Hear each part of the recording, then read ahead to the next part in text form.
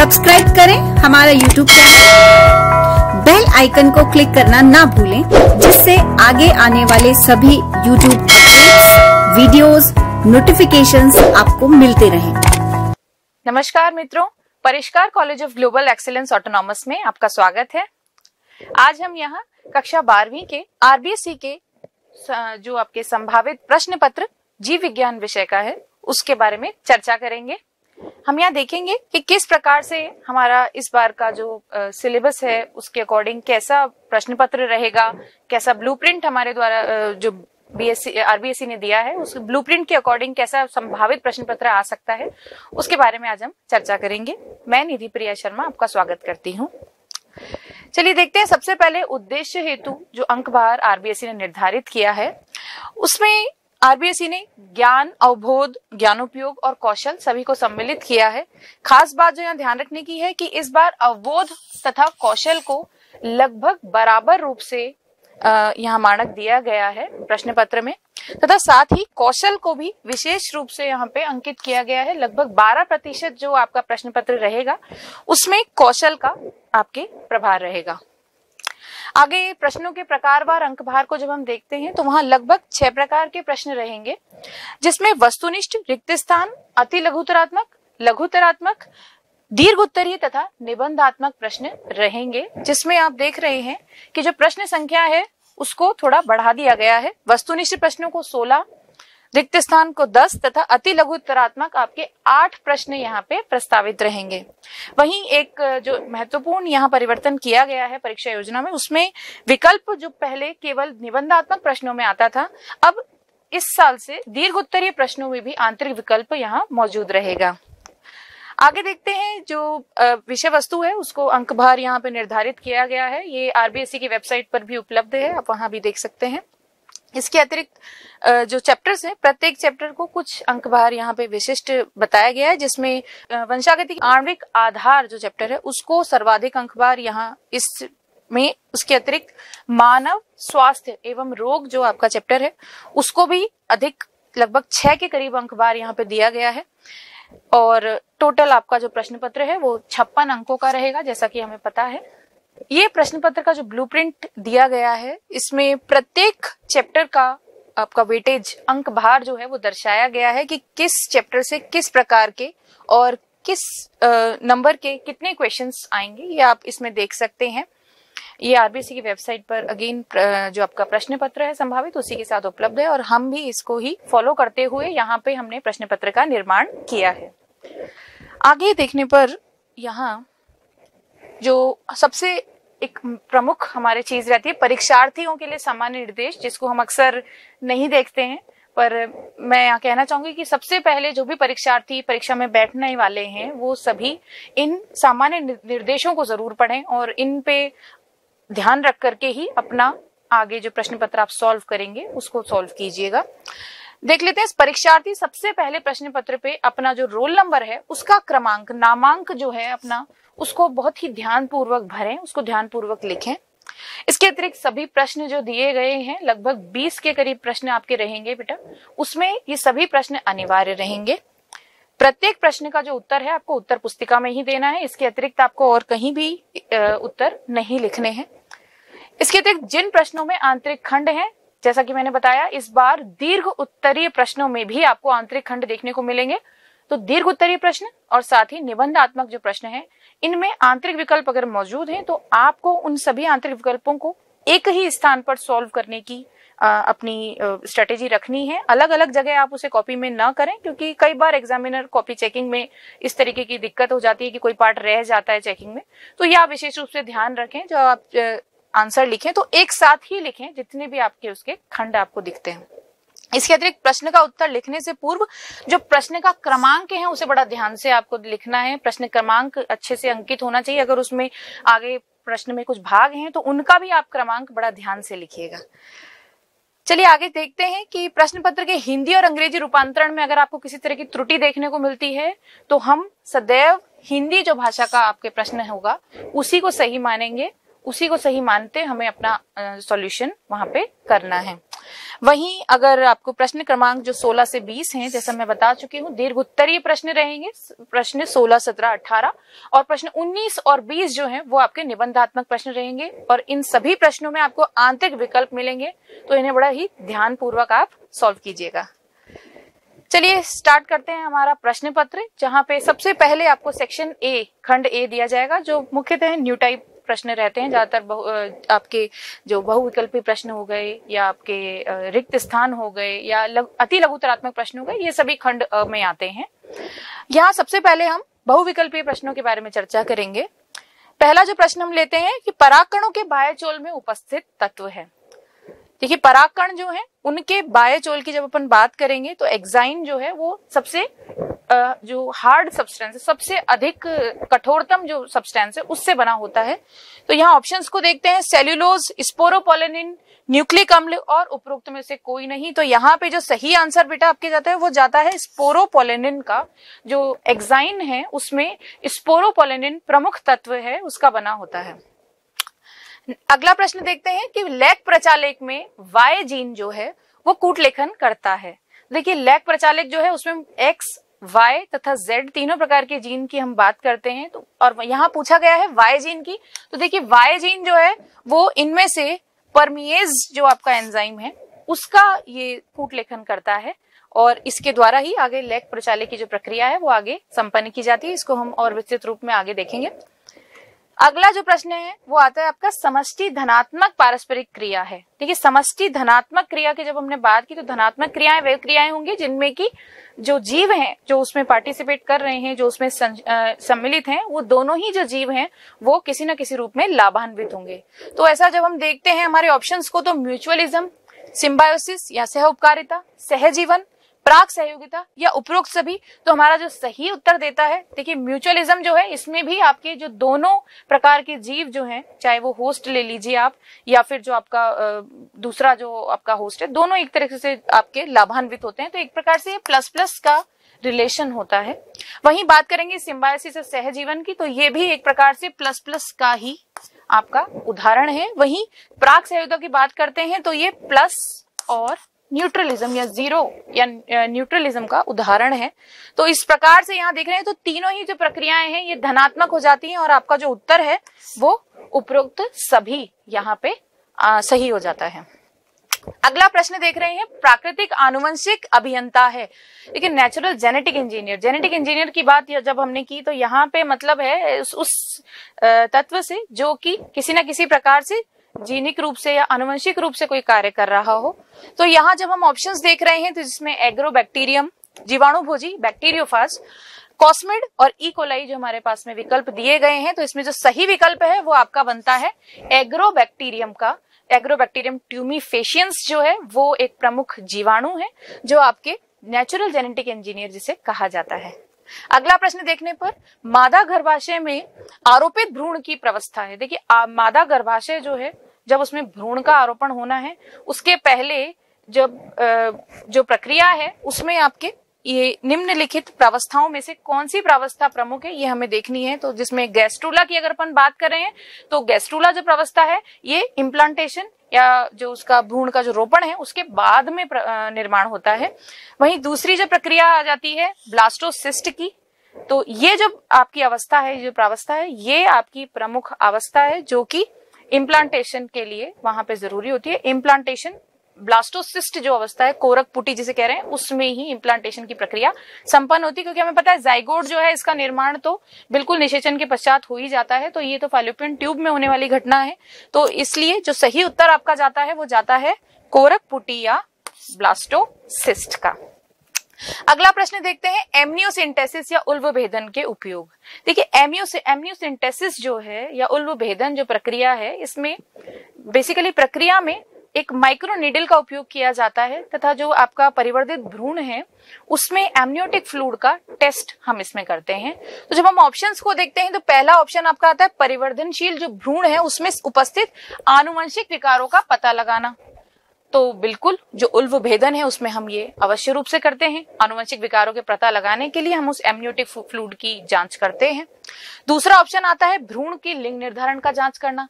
बिल्कुल ये भी सर्वथा उपयुक्त है ऑप्शन आपका कि भ्रूण का जो लिंग निर्धारण है उसकी प्रक्रिया भी एमनियोसिंथेसिस द्वारा की जा सकती है।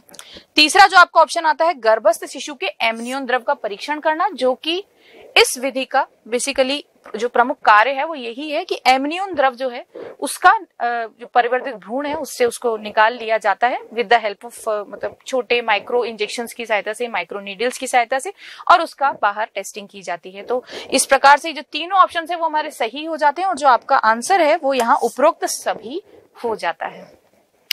अगला प्रश्न देखते हैं हीमोफीलिया रोग का प्रमुख लक्षण। तो देखिए हीमोफीलिया जो रोग है आनुवंशिक विकार है एक प्रकार का, और इसमें जो आपके ऑप्शंस आते हैं वो आते हैं रक्त की कमी होना, दात्र कोशिका की अरक्तता होना, रक्त का थक्का न जमना, या ज्वर और उल्टी आना। तो देखिए हीमोफीलिया बड़ा ही एक तरह से आनुवंशिक रूप से एक ऐसा संचरित रोग है जिसके बारे में हम सभी लगभग जानते हैं। इसका सही जो उत्तर आता है वो रक्त का थक्का न जमना अर्थात loss of clotting of blood जो है इसका एक प्रमुख लक्षण है। अगला प्रश्न देखते हैं कौन सी जैव प्रौद्योगिक विधि अपराधियों बच्चों के जनकों का पहचानने में सहायक हो सकती है। तो देखिए हमने यहाँ पे इंक्लूड किया है जैव प्रौद्योगिक विधि को। तो जैव प्रौद्योगिक विधि की जब अपन बात करते हैं और ऑप्शंस को देखते हैं तो पहला ऑप्शन यहाँ है बायोसेंसर टेक्निक, सेकंड है बायोफिल्म, थर्ड है ब्लड ग्रुप, और चौथा है डीएनए अंगुली छापन या डीएनए फिंगर प्रिंटिंग टेक्निक। तो देखिए सबसे पहले तो हम यहाँ पे बायोटेक्निक की, जब बायोटेक्नोलॉजिकल जब हम बात कर रहे हैं एक्सपेरिमेंट की, तो हम सिर्फ यहाँ पे दो को ही ले सकते हैं जो है बायोसेंसर और डीएनए अंगुली छापन। बाकी दोनों वैसे ही डिस्कार्ड हो जाते हैं क्योंकि बायोफिल्म जो है ये सिंपल कोई भी जो सूक्ष्म जीव या बैक्टीरियाज होते हैं उनके द्वारा बनाई जाती है।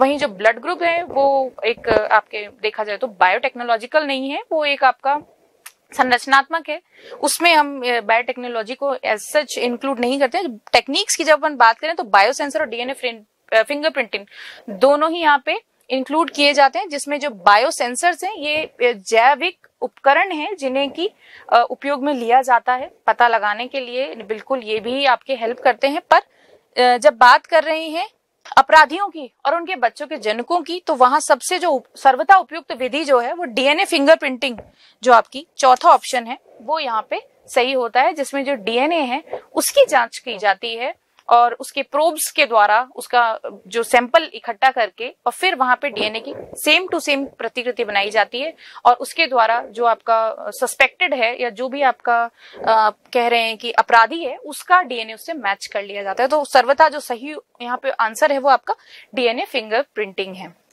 अगला प्रश्न देखते हैं लुईस पास्चर ने अपने प्रयोगों द्वारा निम्नलिखित सिद्धांत का खंडन किया था। देखिए लुईस पास्चर जो थे उन्होंने अपने जो प्रयोग किए उन प्रयोगों में उनका एक एस कर्व जो प्रयोग था वो बहुत ही फेमस है और उस प्रयोग में उन्होंने यहाँ जो सिद्धांत था जिसका खंडन किया था वो सिद्धांत था स्वतः जननवाद, जिसमें उन्होंने जो आपकी स्पॉन्टेनियस जनरेशन थ्योरी थी जिसमें कहा गया था कि जीवों की उत्पत्ति अचानक से स्वतः ही हो गई थी, उसको खंडित किया और उन्होंने बताया कि जो उन्होंने एक एस नलिका जो उन्होंने ली उसके अंतर्गत उन्होंने बताया कि किस प्रकार से बाह्य वातावरण से ही वहां पे जीवाणु जो है वो उत्पन्न हुए, न कि उनका स्वतः उत्पत्ति हुई है।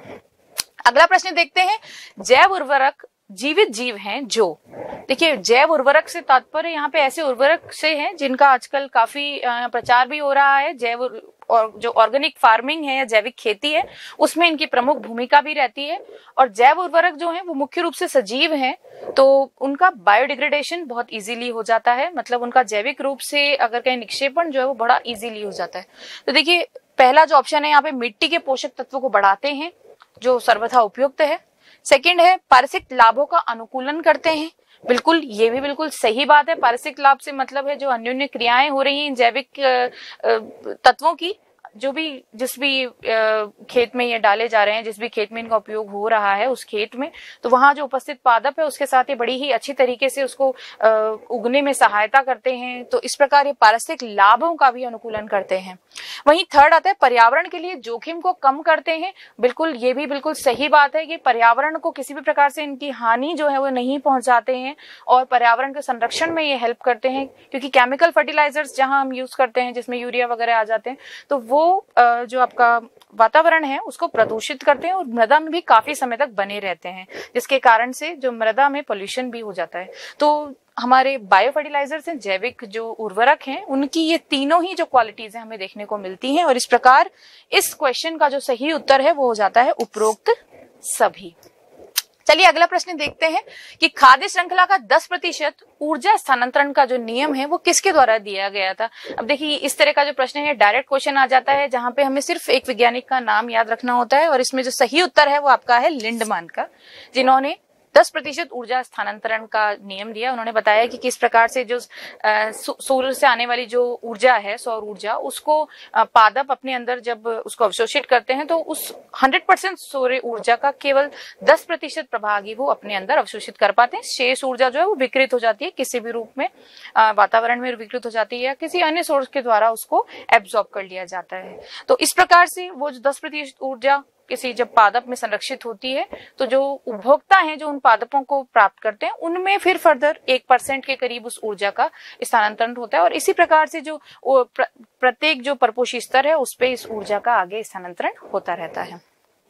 अगला प्रश्न देखते हैं, निम्नलिखित में से बहिस्थानीय संरक्षण का उदाहरण है।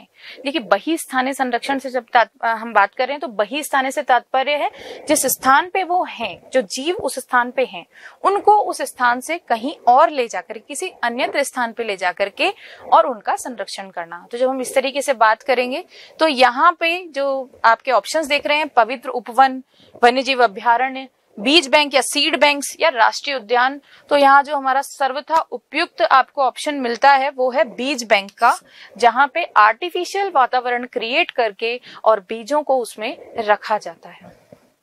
चलिए अगला प्रश्न देखते हैं, निम्नलिखित में से कौन सा एक विषाणु जनित, ध्यान रखेंगे विषाणु जनित या वायरल डिजीज है, एक प्रमुख वायरल डिजीज की यहाँ पे बात की जा रही है। तो जब हम देख रहे हैं ऑप्शंस को तो पहला ऑप्शन है डिप्थीरिया का, अगला है फाइलेरियासिस, अगला है कुष्ठ रोग और अंतिम है इन्फ्लुएंजा का।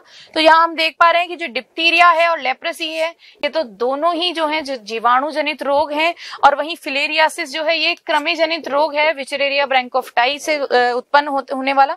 तो हमारे पास जो ऑप्शन बचता है वो केवल और केवल ऑप्शन नंबर डी बचता है, जो इसका सही उत्तर है इन्फ्लुएंजा वायरस रोग है, सर्दी जुकाम नजला जिसे कहा जाता है। तो इन्फ्लुएंजा वायरस के द्वारा ये उत्पन्न होने वाला रोग है। आगे देखते हैं अगला क्वेश्चन, फॉस्फोरियल का क्या अर्थ है, क्या तात्पर्य है फॉस्फोरियल से। तो इसका शाब्दिक अर्थ की अगर अपन बात करेंगे तो यहाँ पे ऑप्शन हमारे हैं जंतु जो जीवाश्म में बदल गए, ऐसे जंतु जिनका जीवाश्म में रूपांतरित हो गया, जो कि एक गलत ऑप्शन है, ये नहीं होते हैं।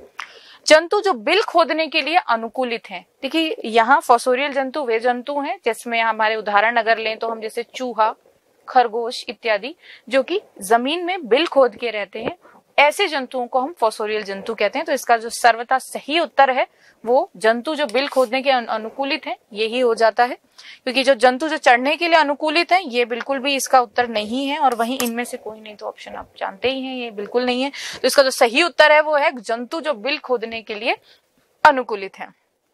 अगला प्रश्न देखते हैं, निम्नलिखित में से कौन सा एक जैविक समुदाय की विशेषताओं में से एक है। तो देखिए जैविक समुदाय की जब हम बात कर रहे हैं, ध्यान रखने वाला शब्द जो है वो समुदाय है। तो जैविक समुदाय की जब हम बात कर रहे हैं तो जैविक समुदाय में लिंगानुपात, मृत्यु दर, नेटेलिटी या स्तरीकरण, चारों की जब हम बात करते हैं तो जो प्रमुख आपका तत्व है वो स्तरीकरण बचता है, क्योंकि जो तीनों बाकी हैं ये तीनों ही किसी भी पॉपुलेशन का या जनसंख्या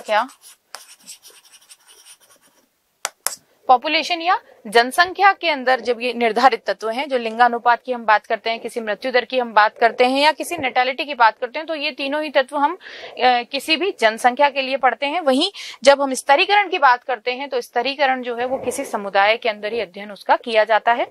मुख्य रूप से स्तरीकरण जो है दो प्रकार से हम पढ़ते हैं, किसी श्रृंखला में या तो ऊर्ध्वाधर रूप से उसका स्तरीकरण किया जा सकता है या फिर क्षैतिज रूप से उसका स्तरीकरण किया जा सकता है। तो इसका सही उत्तर जो है वो हो जाता है स्तरीकरण या स्ट्रैटिफिकेशन। अगला प्रश्न और अंतिम प्रश्न जो रहेगा इसका वो हम देखते हैं, निम्नलिखित में से कौन सा एक सामान्य गैर नवीनीकरणीय स्रोत है। गैर नवीनीकरणीय, हमें इस वर्ड पे ध्यान देना है, गैर नवीनीकरणीय पूछा गया है यहाँ पे। ऑप्शंस देखने पर पहला ऑप्शन है सिलिका, दूसरा है ग्रीन हाइड्रोजन जिसकी आजकल काफी चर्चा की जा रही है, और उसके बाद आता है गर्म झरना यहाँ पे, और लास्ट है कच्चा तेल। तो हम देख पा रहे हैं ये जो तीनों ही स्रोत हैं, सिलिका से किसी प्रकार से कोई एनर्जी से सच अभी तक इस तरह का कोई प्रमाण मिला नहीं है। वहीं हॉट स्प्रिंग्स की जब हम बात कर रहे हैं तो ये सामान्य गर्म पानी के जो झरने स्रोत हैं उनकी हम बात करें तो उनसे भी सच एनर्जी का कुछ अभी तक ऐसा रिलेशन स्थापित नहीं है। इस पे हालांकि खोज जारी है। बट वहीं ग्रीन हाइड्रोजन की जब हम बात कर रहे हैं तो ये एक बहुत ही नया और आधुनिक रूप से अपनाया जाने वाला एक ऊर्जा का स्रोत है, पर ये नवीनीकरणीय स्रोत है और इसमें बिल्कुल किसी प्रकार का वातावरण में कोई हार्म नहीं होता है। तो ग्रीन हाइड्रोजन भी यहाँ पे हम निष्कासित कर सकते हैं। और जो सही उत्तर जाता है गैर नवीनीकरणीय स्रोत, वो आपका बन जाता है कच्चा तेल का। तो ये हमारा जो उत्तर है वो कच्चा तेल आ जाता है, ये सही उत्तर है। तो देखिए आगे बढ़ते हैं क्वेश्चन नंबर 2 की तरफ, जो है रिक्त स्थानों की पूर्ति करें। तो ये आपके टोटल 10 प्रश्न रहेंगे, प्रत्येक प्रश्न आधे अंक का रहेगा और वहां आपको टोटल 5 अंक के रिक्त स्थान रहेंगे। हमें ये ध्यान रखना है रिक्त स्थान का जब हम सॉल्यूशन करेंगे तो हमें इस पूरे क्वेश्चंस को एक साथ ही सॉल्व करना है। हमें एक रिक्त स्थान इधर कर दिया, एक अगले पेज पे कर दिया, इस तरीके से हमें नहीं करना है। हमें ध्यान रखना है कि हम अगर प्रश्न में आंतरिक विकल्प दिए गए हैं तो हमें उन्हें एक साथ ही सॉल्व करना रहेगा। देखिए जो पहला क्वेश्चन हम देखते हैं, जो ये आया है आपके डैश विभाजन द्वारा गुरु बीजाणु का निर्माण होता है। तो देखिए गुरु बीजाणु और इसकी बात करें अगर हम लघु बीजाणु की यानी माइक्रोस्पोर्स और मेगा स्पोर्स की, तो ये दोनों ही जो हैं ये पादप जनन के क्वेश्चन है आपका, और ये दोनों ही जो हैं ये आपके अर्धसूत्रण के द्वारा इनका निर्माण होता है। तो यहाँ जो हम ऑप्शन रहेगा हमारा वो रहेगा मायोटिक डिवीजन या अर्धसूत्री विभाजन। तो आपका जो आंसर हो जाता है वो अर्धसूत्री विभाजन द्वारा गुरु बीजाणु का निर्माण होता है। आगे अगला प्रश्न देखते हैं कि डैश कोशिकाएं शुक्राणुओं को पोषण प्रदान करती हैं। तो शुक्राणुओं के पोषण से संबंधित जो कोशिकाएं हैं उन्हें क्या कहा जाता है? सिंपल हमारा आंसर है यहाँ पे सर्टोली सेल्स जो है वो शुक्राणुओं को पोषण प्रदान करती हैं। ये हमारा आंसर हो जाता है Sertoli cells provide nutrition to the sperms, developing sperms. अगला प्रश्न देखते हैं पराग कोशों को परिपक्वता से पूर्व हटा देना क्या कहलाता है? तो देखिए पराग कोश जो हैं उनको परिपक्वन से पूर्व हटा दिया जाना, ये जो प्रोसेस है ये प्रोसेस ज्यादातर क्रॉस पॉलिनेशन को फैसिलिटेट करने के लिए, उसको बढ़ावा देने के लिए की जाती है, पर परागण को बढ़ाने के लिए की जाती है। तो उस केस में पराग कोशों को परिपक्वता से पूर्व अगर हटा दिया जाता है तो ये जो प्रक्रिया है इसे विपुंसन या इमैस्कुलेशन कहा जाता है। पादपों में सामान्य रूप से ये प्रक्रियाएं अक्सर की जाती हैं, तो इसे विपुंसन कहा जाता है। प्लांट ब्रीडिंग टेक्निक्स में ये एक इंपॉर्टेंट टेक्निक है विपुंसन। आगे देखते हैं अगला प्रश्न, आधुनिक आनुवंशिकी के जनक डैश हैं।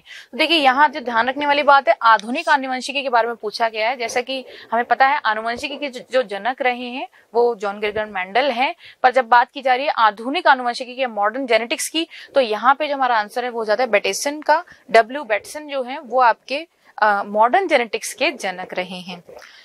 आगे देखने पर जीवाश्मों की आयु की गणना डैश द्वारा की जाती है। देखिए जीवाश्मों की जो आयु है उसकी गणना के लिए हमें डेटिंग टेक्निक्स का हम इस्तेमाल करते हैं, जिसमें कार्बन जो है उसके आइसोटॉप्स का इस्तेमाल भी किया जाता है, कार्बन 13 का या इस प्रकार से जो उसके समस्थानिक हैं कार्बन के उनका उपयोग किया जाता है। तो यहाँ पे जो उत्तर है वो आपका हो जाता है रेडियो एक्टिव तिथि निर्धारण। ठीक है, रेडियो एक्टिव तिथि निर्धारण या रेडियो एक्टिव डेटिंग टेक्निक जो है उसका इस्तेमाल किया जाता है किसके लिए? जीवाश्मों की आयु की गणना के लिए। अगला प्रश्न देखते हैं, रेडियोधर्मी अणु के साथ टैग किए गए डीएनए या आरएनए के खंड को डैश कहते हैं। देखिए रेडियोधर्मी अणु के साथ में जो भी आरएनए या डीएनए का सैंपल रखा गया है उसको कहा जाता है प्रोब। तो यहाँ जो सही उत्तर है वो हो जाता है आपका प्रोब। ठीक है, अगला प्रश्न देखते हैं, डैश भारत में जैव विविधता का हॉट स्पॉट है। तो भारत में जैव विविधता के लगभग 7 है, आपको ऐसा भी इसमें मेंशन कर सकते हैं। हमने यहाँ पे मेंशन किया है पश्चिमी घाट या वेस्टर्न घाट्स को, इसके अलावा ईस्टर्न घाट्स भी हैं। और यहाँ आप कोई भी आप स्वच्छंद किसी भी ऑप्शन का आप इन 7 में से यहाँ पे चयन कर सकते हैं। तो टोटल जैव विविधता जो स्पॉट है उसमें पश्चिमी घाट है ना, वेस्टर्न घाट्स आपका आंसर हो जाता है। अगला प्रश्न देखते हैं, टिश्यू कल्चर के माध्यम से हजारों पौधे तैयार करने की जो विधि है उसे क्या कहते हैं? देखिए टिश्यू कल्चर जो है ये इन लैब टेक्निक है, यानी कि एक लैब के अंदर की जाने वाली टेक्निक है और इसके अंदर अनेकों पौधों का निर्माण यहाँ पे किया जाता है, एक आर्टिफिशियल मीडियम में उन्हें रख के बाह्य रूप से उनको पोषण प्रदान करके कल्चर मीडिया के द्वारा। तो ये जो टेक्निक है जिसमें अनेकों प्लांट्स यहाँ पे बनाए जा रहे हैं, अगेन यहाँ इसका नाम है माइक्रो प्रोपगेशन या सूक्ष्म प्रसार तकनीक। तो ये माइक्रो प्रोपगेशन टेक्निक कहलाती है कि the method of producing thousands of plants through tissue culture is called as micropropagation. अगला प्रश्न देखते हैं, एक्सरे के संपर्क में आने पर डैश रोग होता है। एक्सरे जो है हानिकारक है। देखिए, जब भी हम अक्सर कभी अगर हम गए हों किसी लैब में या फिर किसी रिसर्च लैब में जहाँ पे कि एक्सरे लैब हो, वहां पे जब हम जाते हैं तो वहाँ अक्सर एक चेतावनी बोर्ड भी लिखा होता है जिसपे लिखा होता है कि गर्भवती महिलाएं यहाँ प्रवेश ना करें, या फिर इस प्रकार से जो सेंसिटिव हैं लोग एक्सरे के लिए वो यहाँ से थोड़ा दूरी बनाए रखें, उनको एक्सपोजर के लिए रोका जाता है। तो देखिए, एक्सरे जो है ये भी काफी हानिकारक कार्सिनोजेंस होती हैं, अर्थात ये अर्बुदकारी हैं और इनके द्वारा कैंसर जो रोग है वो उत्पन्न हो सकता है। इसलिए लिखा जाता है कि एक्सरेज के संपर्क में आने पर कैंसर रोग उत्पन्न होता है। तो एक्सरेज का जो एक्सपोजर है, अगर आप अधिक मात्रा में एक्सरेज का एक्सपोजर लेते हैं तो आपको कैंसर रोग होने के चांसेस बढ़ जाते हैं। चलिए अगला प्रश्न देखते हैं, आनुवंशिक इंजीनियरिंग में प्रयुक्त होने वाला प्लाज्मिड है।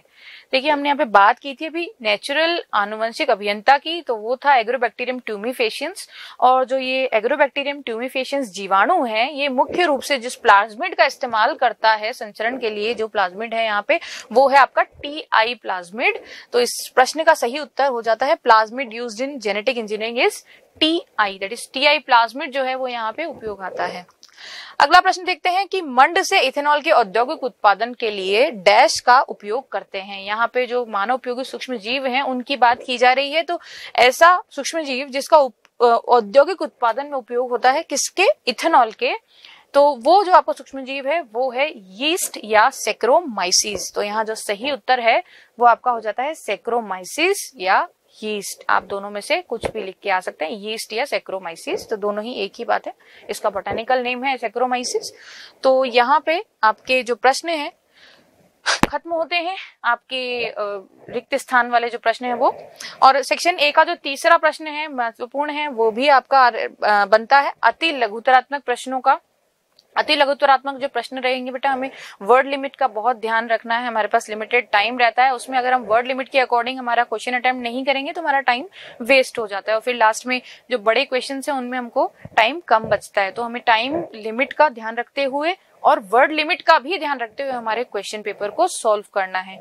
तो उसी कड़ी में हम आगे देख रहे हैं कि answer the following questions in one word या वन लाइन। अगर आपसे कहा गया एक पंक्ति में या एक शब्द में उत्तर दें तो आपको ये ध्यान रखना है कि आपको अननेसेसरी वहां पे 2 या 4 लाइंस का मेंशन नहीं करना है, हमें एक वर्ड में एक लाइन में ही आंसर दे देना है। इस प्रकार से आपके बेटा 8 प्रश्न रहेंगे जिसमें प्रत्येक प्रश्न जो है वो 1 अंक का है और इस प्रकार से टोटल 8 मार्क्स का आपका ये वाला भाग रहता है। कोशिश कीजिएगा इसके भी, चूंकि ये भी जो आपका पार्ट है वो सेक्शन ए का ही पार्ट है, तो इसके भी जो आप सभी उत्तर लिखें वो उत्तर पुस्तिका में एक साथ एक ही जगह पे लिखिएगा। पहला प्रश्न यहाँ देख लेते हैं, सजात पुष्पी परागण किसे कहते हैं? What do you mean by geitonogamy? तो जब बात हो रही है सजात पुष्पी परागण की, तो ये एक प्रकार का परागण है जिसमें की खास बात आंसर की देखेंगे आप, केवल हमें 2 ही पंक्ति में आंसर दे देना है कि सजात पुष्पी जो परागण है एक पुष्प के परागण उसी पादप के किसी अन्य पुष्प के, ध्यान रखने वाली बात, उसी पादप के किसी दूसरे या अन्य पुष्प की वर्तिकाग्र पर अगर पहुंचते हैं तो इस प्रकार का जो परागण है वो सजात पुष्पी परागण कहलाता है। यहाँ ध्यान रखने वाली बात ये आ जाती है कि जो सजात पुष्पी है वो उसी पादप के ऊपर हो रहा है, उसी पादप के किसी दूसरे फ्लावर पे आपके जो पॉलन्स हैं वो वहां पे जा रहे हैं। तो इस प्रकार से यहाँ पे जो जेनेटिक वेरिएशंस हैं, यानी जो आनुवंशिक रूप से जो विभिन्नताएं हैं वो होने के चांसेस यहाँ पे नहीं होते हैं, आनुवंशिक विभिन्नताएं नहीं होंगी। पर आपको जो अपना उत्तर है एकदम संक्षिप्त रूप से यहाँ पे एक ही पंक्ति में देना है, तो उसका आपको स्पेशली ध्यान रखना है। अगला प्रश्न देखते हैं, मेंडल द्वारा मटर के पादप पर किए गए प्रयोगों में पुष्प से संबंधित अध्ययन किए गए किन्हीं 2 विपर्यासी लक्षणों का उल्लेख कीजिए। तो देखिए यहाँ जो मेंडल के लक्षण हैं उनकी बात की जा रही है और मेंडल के जो लक्षण थे उसमें हमें किन्हीं में कोई भी 2 कैरेक्टर्स की हमें बात करनी, लगभग 7 के करीब उन्होंने लक्षण पढ़े थे और यहाँ हमें केवल 2 कैरेक्टर्स लिखने, तो ये आप कोई से भी लिख सकते हैं। हमने यहाँ पे 2 जो लक्षण लिए उसमें हमने बैंगनी और श्वेत रंग के पुष्पों की बात की है, जो एक प्रमुख लक्षण है पर्पल फ्लावर और व्हाइट फ्लावर्स का। और दूसरा जो हमने लक्षण लिया वो पोजीशन ऑफ द फ्लावर की हमने बात की है वहां पे। पहला कक्षस्थ और दूसरा अंत्य या शीर्षस्थ पुष्प।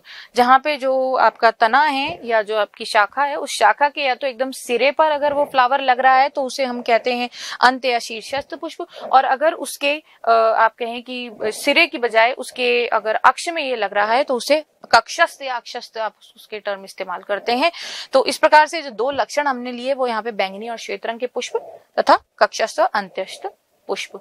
दो आपको सिंपल यहाँ पे ऑप्शन लेने हैं। आप और भी कोई भी पॉट कलर भी आता है इसके अंदर, पॉट साइज भी आता है, उनका भी आप आपके जो सीड है, सीड साइज, सीड कलर ये भी आते हैं, तो आप कोई भी दो कैरेक्टर्स आप यहाँ पे ले सकते हैं। अगला प्रश्न देखते हैं, बी डीएनए की एक विशेषता बताइए। बी डीएनए जो है ये बड़ा ही कॉमन टाइप ऑफ डीएनए है जो सबसे ज्यादा हमें मिलता है, और इसकी कोई भी एक विशेषता आपको लिखनी है तो सिंपल एक लाइन में आपको आंसर देना है। हमने यहाँ पे लिख दिया, बी डीएनए में डीएनए की जो दोनों शाखाएं हैं वो सामान्य अक्ष पर दाहिने हाथ की ओर कुंडलित रहते हैं। राइट हैंडेड कॉइलिंग हमें यहाँ पे देखने को मिलती है। तो ये ध्यान रखने की बात है कि एक हमें कोई भी स्पेसिफिकेशन देना है और हमने दे दिया है कि दाहिना हाथ जो है उसकी ओर यहाँ पे कॉइलिंग होती है। अगला प्रश्न देखते हैं, डीएनए लाइगेज और डीएनए पॉलीमरेज की क्रियाविधि में एक अंतर बताइए। देखिए ये प्रश्न थोड़ा सा घुमा के पूछा गया है, वही सामान्य प्रश्न है। ये सिंपल इनके कार्यों से आप निकाल सकते हैं कि कैसे डीएनए लाइगेज का क्या कार्य है, डीएनए पॉलीमरेज का क्या कार्य है, उसी से ये निकाला गया प्रश्न है। थोड़ा सा घुमा के पूछा है, यहाँ पे उत्तर एक ही लाइन में देना है तो हम सिंपल बता देंगे कि डीएनए जो लाइगेज है वो डीएनए टेम्पलेट पर नवनिर्मित खंडों को जोड़ने का काम करता है। वहीं जो डीएनए पॉलीमरेज है वो टेम्पलेट पर न्यूक्लियोटाइड खंडों को जोड़ने का काम करता है, उनके बहुलकीकरण से संबंधित है। उनका एक से एक न्यूक्लियोटाइड जुड़ना जो है, उनका बढ़ना जो है, उससे संबंधित तो आपका डीएनए पॉलीमरेज हो जाता है। वहीं जो डीएनए लाइगेज है वो जो नवनिर्मित जो खंड हैं आपके लीडिंग स्ट्रैंड और लैगिंग स्ट्रैंड, दो प्रकार से आपका डीएनए जो है वो निर्मित होता है। तो जो लैगिंग स्ट्रैंड है उस पर ओकाजाकी फ्रेगमेंट्स जो बनते हैं उनको जोड़ने का जो काम है वहां पे डीएनए लाइगेज के द्वारा किया जाता है। अगला प्रश्न देखते हैं, मिलर के प्रयोग में कौन कौन सी जो रासायनिक तत्व हैं या यौगिकों का निर्माण किया गया। देखिए मिलर का जो प्रयोग था उसके अंतर्गत उन्होंने लैब के अंदर प्रयोग में कई रासायनिक तत्वों का निर्माण किया, और उनमें से जो प्रमुख थे वो थे कुछ अमाइनो एसिड्स जैसे ग्लाइसिन, एलेनिन, एस्पार्टिक एसिड इत्यादि। तो यहाँ पे अमाइनो एसिड्स जो थे ये कार्बनिक तत्व रहे, और इनका जो उपयोग, इनका जो निर्माण था वो मिलर के द्वारा लैब में किया गया, और इस प्रकार से बताया गया कि जो सूक्ष्म तत्व हैं जैसे कि आपका कार्बन हो गया, नाइट्रोजन हो गया, है ना, इन तत्वों के उपयोग से इस प्रकार से जटिल तत्व जो है अमीनो अम्ल वगैरह इनका भी निर्माण होता है। तो मिलर का जो एक्सपेरिमेंट है ये प्रमुख एक्सपेरिमेंट है, ये बड़े क्वेश्चन में भी अक्सर पूछ लिया जाता है। यहाँ पे अभी ये एक छोटे क्वेश्चन के रूप में, अति लघुतरात्मक प्रश्न के रूप में आया है, तो आप अपना आंसर डायरेक्टली देंगे। आपको कोई प्रोसेस कुछ नहीं समझाना, सिंपल आपको एग्जांपल देना है कि कौन कौन से ऐसे तत्व हैं जो बनते हैं, तो आपके एग्जांपल हो जाते हैं ग्लाइसिन, एलेनिन और एस्पार्टिक एसिड। अगला प्रश्न देखते हैं, पादपों में समजात और समवृत्ति अंगों के उदाहरण लिखिए। पिछली बार भी ये प्रश्न आया था, और समजात और समवृत्ति अंग कहीं ना कहीं आपके प्रश्न पत्र में अवश्य रूप से आपको देखने को मिलेगा ये प्रश्न, और इनके तुलनात्मक विवरण भी आपसे पूछा जा सकता है। अभी यहाँ पे इन्होंने केवल इनके उदाहरण पूछे हैं क्योंकि अति लघुतरात्मक प्रश्न है यहाँ पे। तो उदाहरण के रूप में आपको समजात अंगों की अगर अपन बात करेंगे तो वहां बोगनवेलिया के कांटे और कुकुरबिटा के प्रतान। देखिए बोगनवेलिया और कुकुरबिटा जो है इन दोनों में ही जो स्टिप्यूल्स हैं वो निर्माण करते हैं कांटों का भी और प्रतानों का भी। तो दोनों जो हैं बिल्कुल इनके जो कार्य हैं वो बिल्कुल भिन्न है। कांटे जो हैं चुभने का काम कर रहे हैं, वहीं पे जो प्रतान है वो उस पादप को आगे ऊपर की ओर बढ़ने का काम कर रहे हैं। और वहीं बात करेंगे समवृत्ति अंगों की, तो यहाँ पे शकरकंदी की जो रूपांतरित जड़ है और आलू का जो रूपांतरित तना है वो इसका एक प्रमुख उदाहरण हो जाता है। तो चलिए देखते हैं यहाँ पे अगला प्रश्न, आरएनए पॉल2 का कार्य लिखिए। तो यहाँ सिंपल हमें जैसा कि हमें पता है अति लघुतरात्मक प्रश्न है, तो उसमें अति लघुतरात्मक प्रश्न में हमें सिंपल कोई भी आरएनए पॉल2 का एक कार्य दे देना है। और यहाँ पे हमने एक कार्य दिया कि एमआरएनए का जो पूर्ववर्ती एचएनआरएनए उसका अनुलेखन का जो काम है वो यहाँ आरएनए पॉल2 करता है। केवल एक कार्य हमें बताना, एक सिंगल लाइन का आंसर हमें यहाँ पे देना था। चलिए अगला प्रश्न देखते हैं कि जैविक नियंत्रण के तहत कौन सी कवक का उपयोग पादप रोगों के नियंत्रण में या उपचार में किया जाता है।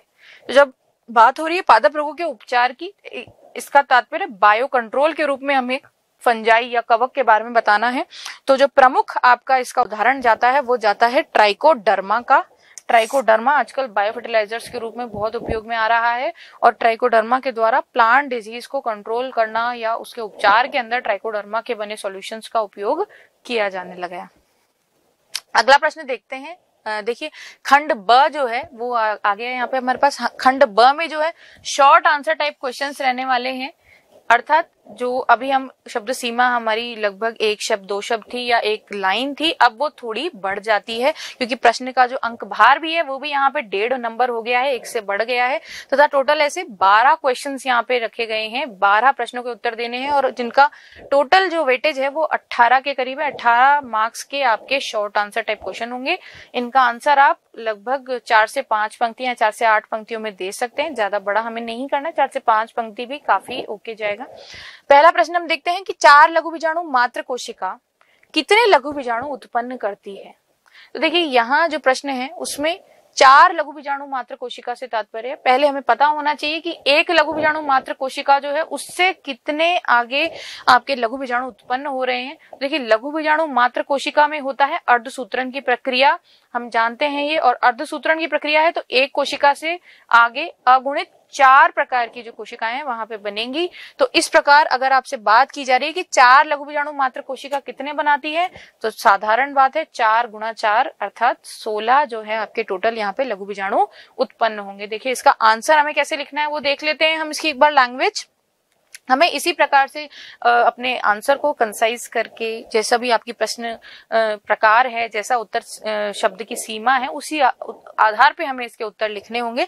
देखिए एक लघु बीजाणु मात्र कोशिका अर्धसूत्री विभाजन के फलस्वरूप 4 लघु बीजाणुओं का निर्माण करती है, अतः 4 लघु बीजाणु मात्र कोशिका क्रमशः 16 लघु बीजाणुओं का निर्माण करेंगी। तो इस प्रकार से जो हमारा आंसर है वो 3 लाइन में लगभग इसमें लगभग 50 शब्दों के लगभग हमारा आंसर जो है वो हमें फिनिश कर लेना होता है। चलिए अगला प्रश्न देखते हैं कि एक स्त्री जिससे आगे गर्भावस्था नहीं चाहिए वह किस स्थायी विधि को, ध्यान है यहाँ पे क्वेश्चन आपसे पूछा गया स्थायी विधि पर, तो किस स्थायी विधि को अपनाएगी एवं क्यों। तो देखिए इस प्रश्न का जो उत्तर है वो आपका इस प्रकार रहेगा कि एक स्त्री जो गर्भावस्था नहीं चाहती है वह नलिका उच्छेदन या महिला नसबंदी नामक आपकी स्थायी विधि को अपनाएगी, क्योंकि यह सर्वाधिक प्रभावशाली गर्भ निरोधक विधि है। इसके अंतर्गत जो आपकी फैलोपियन ट्यूब है उसकी सर्जरी कर दी जाती है और सर्जरी के पश्चात वहां पे जो आपका कहें कि गर्भ निर्धारण है उसकी जो आपके चांसेस हैं वो काफी कम, बिल्कुल नेग्लिजिबल हो जाते हैं। तो इस प्रकार जिसे परमानेंट वहां पे अगर किसी स्त्री को चाहिए कि वो कंसीव ना करें तो वो इस प्रकार से नलिका उच्छेदन टेक्निक की इस्तेमाल कर सकती है। ऑपरेशन के द्वारा यहाँ पे नलिका का उच्छेदन कर दिया जाता है, जो फैलोपियन ट्यूब है उसका उच्छेदन कर दिया जाता है। चलिए आगे देखते हैं। अगला प्रश्न है बीजांड की संरचना चित्र सहित समझाइए। अब जब आपसे चित्र सहित पूछा गया है तो हमें प्रमुख जो फोकस है हमारा वो चित्र पे रखना है, चित्र का निर्माण अवश्य करना है। और वहीं जब आपसे संरचना समझाने की बात की गई है तो हमें उस संरचना के लिए पूरा लेख नहीं लिखने बैठना है, हमें पॉइंट्स के रूप में उसको समझा देना है। वहां पे देखते हैं इसका उत्तर किस प्रकार से लिखेंगे हम। देखिए बीजांड एक गोलाकार संरचना होती है जो अंडाशय में यानी ओवरी में बीजांडासन पर बीजांड ग्रंथि की सहायता से लगी होती है और जिसके प्रमुख प्रभाग हैं उनको हम इस प्रकार से हाईलाइट करके लिख के एग्जाम में आ सकते हैं। जैसे हाइलम की बात करेंगे तो हाइलम वो स्थल है जहां बीजांड ग्रंथ बीजांड के मुख्य शरीर से संलग्न होता है, कि जिस स्थान पर आपका जो बीजांड व्रंत है वो बीजांड में अटैच हो रहा है उस स्थान को हम कह रहे हैं हाइलम। अगला है बीजांड काय, जो आपका बीजांड का जो मुख्य शरीर है, मुख्य संरचना है, उसकी बात की गई है यहाँ पे। अगला आ जाता है रेफे, जो बीजांड पर उपस्थित उभार के सदस्य संरचना है। रेफे जो है वो उभार सदस्य संरचना कहलाती है। वहीं अध्यावरण आ जाता है, जो बीजांड काय का आवरण है उसे अध्यावरण कहा जाता है। अगला है आपका बीजांड द्वार, जो बीजांड पर उपस्थित अध्यावरण रहित जो आपके छिद्रनुमा संरचना है उसके लिए हम इस्तेमाल करते हैं टर्म बीजांड द्वार। अब इसका चित्र देख लेते हैं। चित्र के द्वारा सब चीजों को अच्छे से समझा दिया गया है। यहाँ पे हम बात कर रहे हैं प्लेसेंटा की, जहाँ पे हमने बात की निभाग, भ्रूणकोश और इस प्रकार से हाइलम, बीजांडकाय, रेफे अध्यावरण और बीजांड द्वार की। तो यहाँ पे हमने अगला देखा इसमें कि प्लेसेंटा ये माइक्रोपाइल है जहां पे कि आपके अध्यावरण जो हैं वो उपस्थित नहीं होंगे। नेक्स्ट है फ्यूनिकल, जिससे कि आपका फर्दर जो बीजांड है वो अटैच्ड है आपके मुख्य उससे ओवरी से। वहीं ये इनर और आउटर इंटेग्यूमेंट्स हैं, जो ये दोनों भाग हैं, ये इसके अध्यावरण हैं दोनों। और अंदर बात कर रहे हैं तो ये आपकी मुख्य जो आपकी एम्ब्रियो सैक या भ्रूण कोश है, जिसके अंतर्गत आपको सिनर्जिड्स, एग सेल और एंटीपोडल सेल्स ये कोशिकाएं इसमें संरक्षित रहती हैं। वहीं जो दूसरा भाग है माइक्रोपाइल का, दूसरा जो सिरा है उसे हम कह रहे हैं चलाजा एंड, जो आपका निभाग कहलाता है। बीजांड द्वार के विपरीत बीजांड का जो भाग है, जिसे हम अंग्रेजी में चलाजा कह रहे हैं, ये है निभाग। तो इस प्रकार से और जो अंत भाग है वो है भ्रूण कोश, जिसमें बीजांड का एक थैलीनुमा और 7 कोशिकीय, पर ध्यान रखने वाली बात 8 केंद्रकीय अगुणित संरचना है। 7 तो यहाँ पे कोशिकाएं हैं और 8 यहाँ पे आपको केंद्रक मिलते हैं, क्योंकि जो हमें पता है जो ये प्रमुख कोशिका है, सेकेंडरी न्यूक्लियस जो है यहाँ पे एक द्वितीय केंद्रक है, वो 2n संरचना है। ठीक है, तो इस प्रकार से यहाँ पे बेटा 8 केंद्र की कोशिकाएं हैं, पर 8 केंद्र की और 7 यहाँ पे टोटल कोशिकाएं हो जाती हैं किसी भी भ्रूण कोश में। चलिए अगला प्रश्न देखते हैं, उत्परिवर्तन जन क्या होते हैं, इनके उदाहरण बताइए। तो देखिए उत्परिवर्तन जन, जैसा कि इसका नाम है, उत्परिवर्तन उत्पन्न करने वाले कारक। तो ऐसे कारक जो उत्परिवर्तन उत्पन्न करेंगे, म्यूटेशन उत्पन्न करेंगे, वो कहलाएंगे उत्परिवर्तन जन। तो देख लें हम अपना आंसर हमें किस प्रकार से लिख के आना है। इसका आंसर, किसी जीव की आनुवंशिक संरचना में अचानक परिवर्तन उत्पन्न करने वाले जो तत्व हैं या कारक हैं, वो उत्परिवर्तन जन कहलाते हैं। उदाहरण के लिए एक्सरेज, जैसा कि हमने बात भी की थी, एक्सरेज जो है वो कैंसर कारक हैं। अधिक एक्सपोजर जो है वो कैंसर के लिए रोगजनक हो जाता है, कैंसर उत्पन्न कर सकता है। इसी प्रकार से यूवी रेज, मस्टर्ड गैस और हाई टेम्परेचर, लगातार हाई टेम्परेचर में बने रहने पर भी जो हम देखते हैं कि हमें यहाँ पे उत्परिवर्तन जन हो सकता है। उनका जो आनुवंशिक संरचना है, जो आनुवंशिक एक तरह से जीनोटाइप है, उसमें चेंजेस आ सकते हैं। अगला प्रश्न देखते हैं कि किसी ओ रक्त समूह वाली स्त्री का विवाह ए बी रक्त समूह वाले पुरुष से हुआ, संततियों का संभावित रक्त समूह बताइए। देखिए ये रक्त समूह का जो प्रश्न है, अवश्य रूप से आप मान के चलिए आता ही आता है, किसी भी रूप में आ सकता है, अति लघु उत्तरात्मक में भी आ सकता है, और यहाँ पे ये शॉर्ट आंसर्स के रूप में आपको दिया हुआ है। तो यहाँ इस प्रकार के जो क्वेश्चन है उनमें अक्सर हम इस तरह से चार्ट फॉर्म में उनका आंसर देते हैं, और चार्ट्स जो है उसमें आप देख पा रहे हैं, हमने यहाँ पे बताया गया है कि अगर एक तरफ हम मेल और एक तरफ फीमेल को ले लेते हैं तो सबसे पहले हम उनके ब्लड ग्रुप्स की बात कर रहे हैं। और जैसा प्रश्न में कहा गया ओ रक्त समूह वाली स्त्री, तो ओ रक्त समूह हमने यहाँ पे लिख दिया है, स्त्री का जो रक्त समूह है वो ओ होगा और मेल जो है वो ए बी होगा। और जब रक्त समूह ओ है तो वहां एंटीजन जो है वो स्मॉल आई से हम दर्शाते हैं। स्मॉल आई का अर्थात ये अप्रभावी प्रकार के एंटीजन्स होते हैं। वहीं जो मेल होगा उसमें हम कैपिटल आई ए और आई बी जो आपके एंटीजन्स रहेंगे, जो दोनों ही आपके प्रभावी एंटीजन्स रहेंगे। जब गैमीट फॉर्मेशन होगा या यहाँ पे जब आप देखेंगे कि युग्मकों का निर्माण है, तो वहां पे इधर तो स्मॉल आई रहेगा क्योंकि रिसेसिव है, और यहाँ पर आई ए और आई बी दोनों प्रकार से गैमीट्स बनेंगे। और जब थर्ड स्टेप इनमें निषेचन के पश्चात हम देखेंगे तो जीनोटाइप जो बनेगा ऑफस्प्रिंग्स का, उसमें आपके आई ए और स्मॉल आई रहेगा, और जो दूसरा है उसमें आई बी और स्मॉल आई प्रकार का जीनोटाइप रहेगा। अर्थात ये वाला जो है ऑफ स्प्रिंग, इसका जो ब्लड ग्रुप है वो ए हो जाता है, क्योंकि यहाँ पे प्रभावी आई ए एंटीजन उपस्थित है। और वहीं यहाँ देख रहे हैं हम जो ब्लड ग्रुप है वो बी प्लस हो जाता है, क्योंकि यहाँ पे आई बी प्रकार का जो आपका एंटीजन है वो उपस्थित है, जो कि एक प्रभावी एंटीजन है। और जो स्मॉल आई है वो रिसेसिव या अप्रभावी रूप में रह जाएगा। तो इस प्रकार से यदि किसी ओ रक्त समूह वाली स्त्री का विवाह ए बी रक्त समूह वाले पुरुष से हो, तो उसकी जो संतति है उसमें आपको जो ब्लड ग्रुप ए और ब्लड ग्रुप बी दोनों प्रकार के यहाँ आपको दिखाई देंगे ऑफस्प्रिंग्स। चलिए अगला देखते हैं प्रश्न कि डीएनए स्ट्रैंड के सिरे चिपचिपे कैसे हो जाते हैं और उस नाम से क्यों जाने जाते हैं। देखिए डीएनए जो स्ट्रैंड है उसके सिरे चिपचिपे होने से तात्पर्य यहाँ पे कि उन सिरों पर किसी विशेष एंजाइम की प्रक्रिया होती है जहाँ पे उन्हें कट किया जाता है। और अब हम देखते हैं इसका उत्तर हमें किस प्रकार से लिखना है। इसका उत्तर हम लिखेंगे कुछ इस तरह से कि रेस्ट्रिक्शन एंडोन्यूक्लियस जो है, रेस्ट्रिक्शन एंडोन्यूक्लियस एंजाइम्स जो है, रेस्ट्रिक्शन एंडोन्यूक्लियस विकर जो है, वो डीएनए को चिपचिपे सिरे उत्पन्न करने का कारण बनते हैं। जो रेस्ट्रिक्शन एंडोन्यूक्लियस हैं ये डीएनए को विशेष या स्पेसिफिक साइट्स पे जाके कट करते हैं और इनके द्वारा डीएनए जो है वो चिपचिपे स्ट्रैंड्स में परिवर्तित होते हैं और ये एंजाइम्स डीएनए स्ट्रैंड को दोनों स्ट्रैंड पर समान दो आधारों के बीच विभाजित कर देते हैं।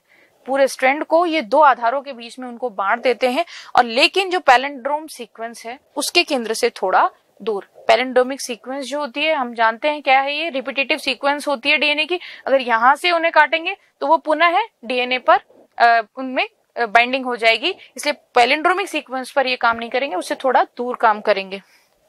संगत आधार युग्म अनुक्रमों के साथ हाइड्रोजन बंध बनाने की उनकी क्षमता के कारण इनकी लटकती लंबाई को चिपचिपे सिरों के रूप में जाना जाता है, क्योंकि ये जो इनके बेस पेयर्स हैं उनके साथ में ये बहुत अच्छी पेयरिंग यहाँ पे शो करते हैं, इसलिए जो इनकी फ्री जो लेंथ है उसको यहाँ पे चिपचिपे सिरे के रूप में जाना जाता है।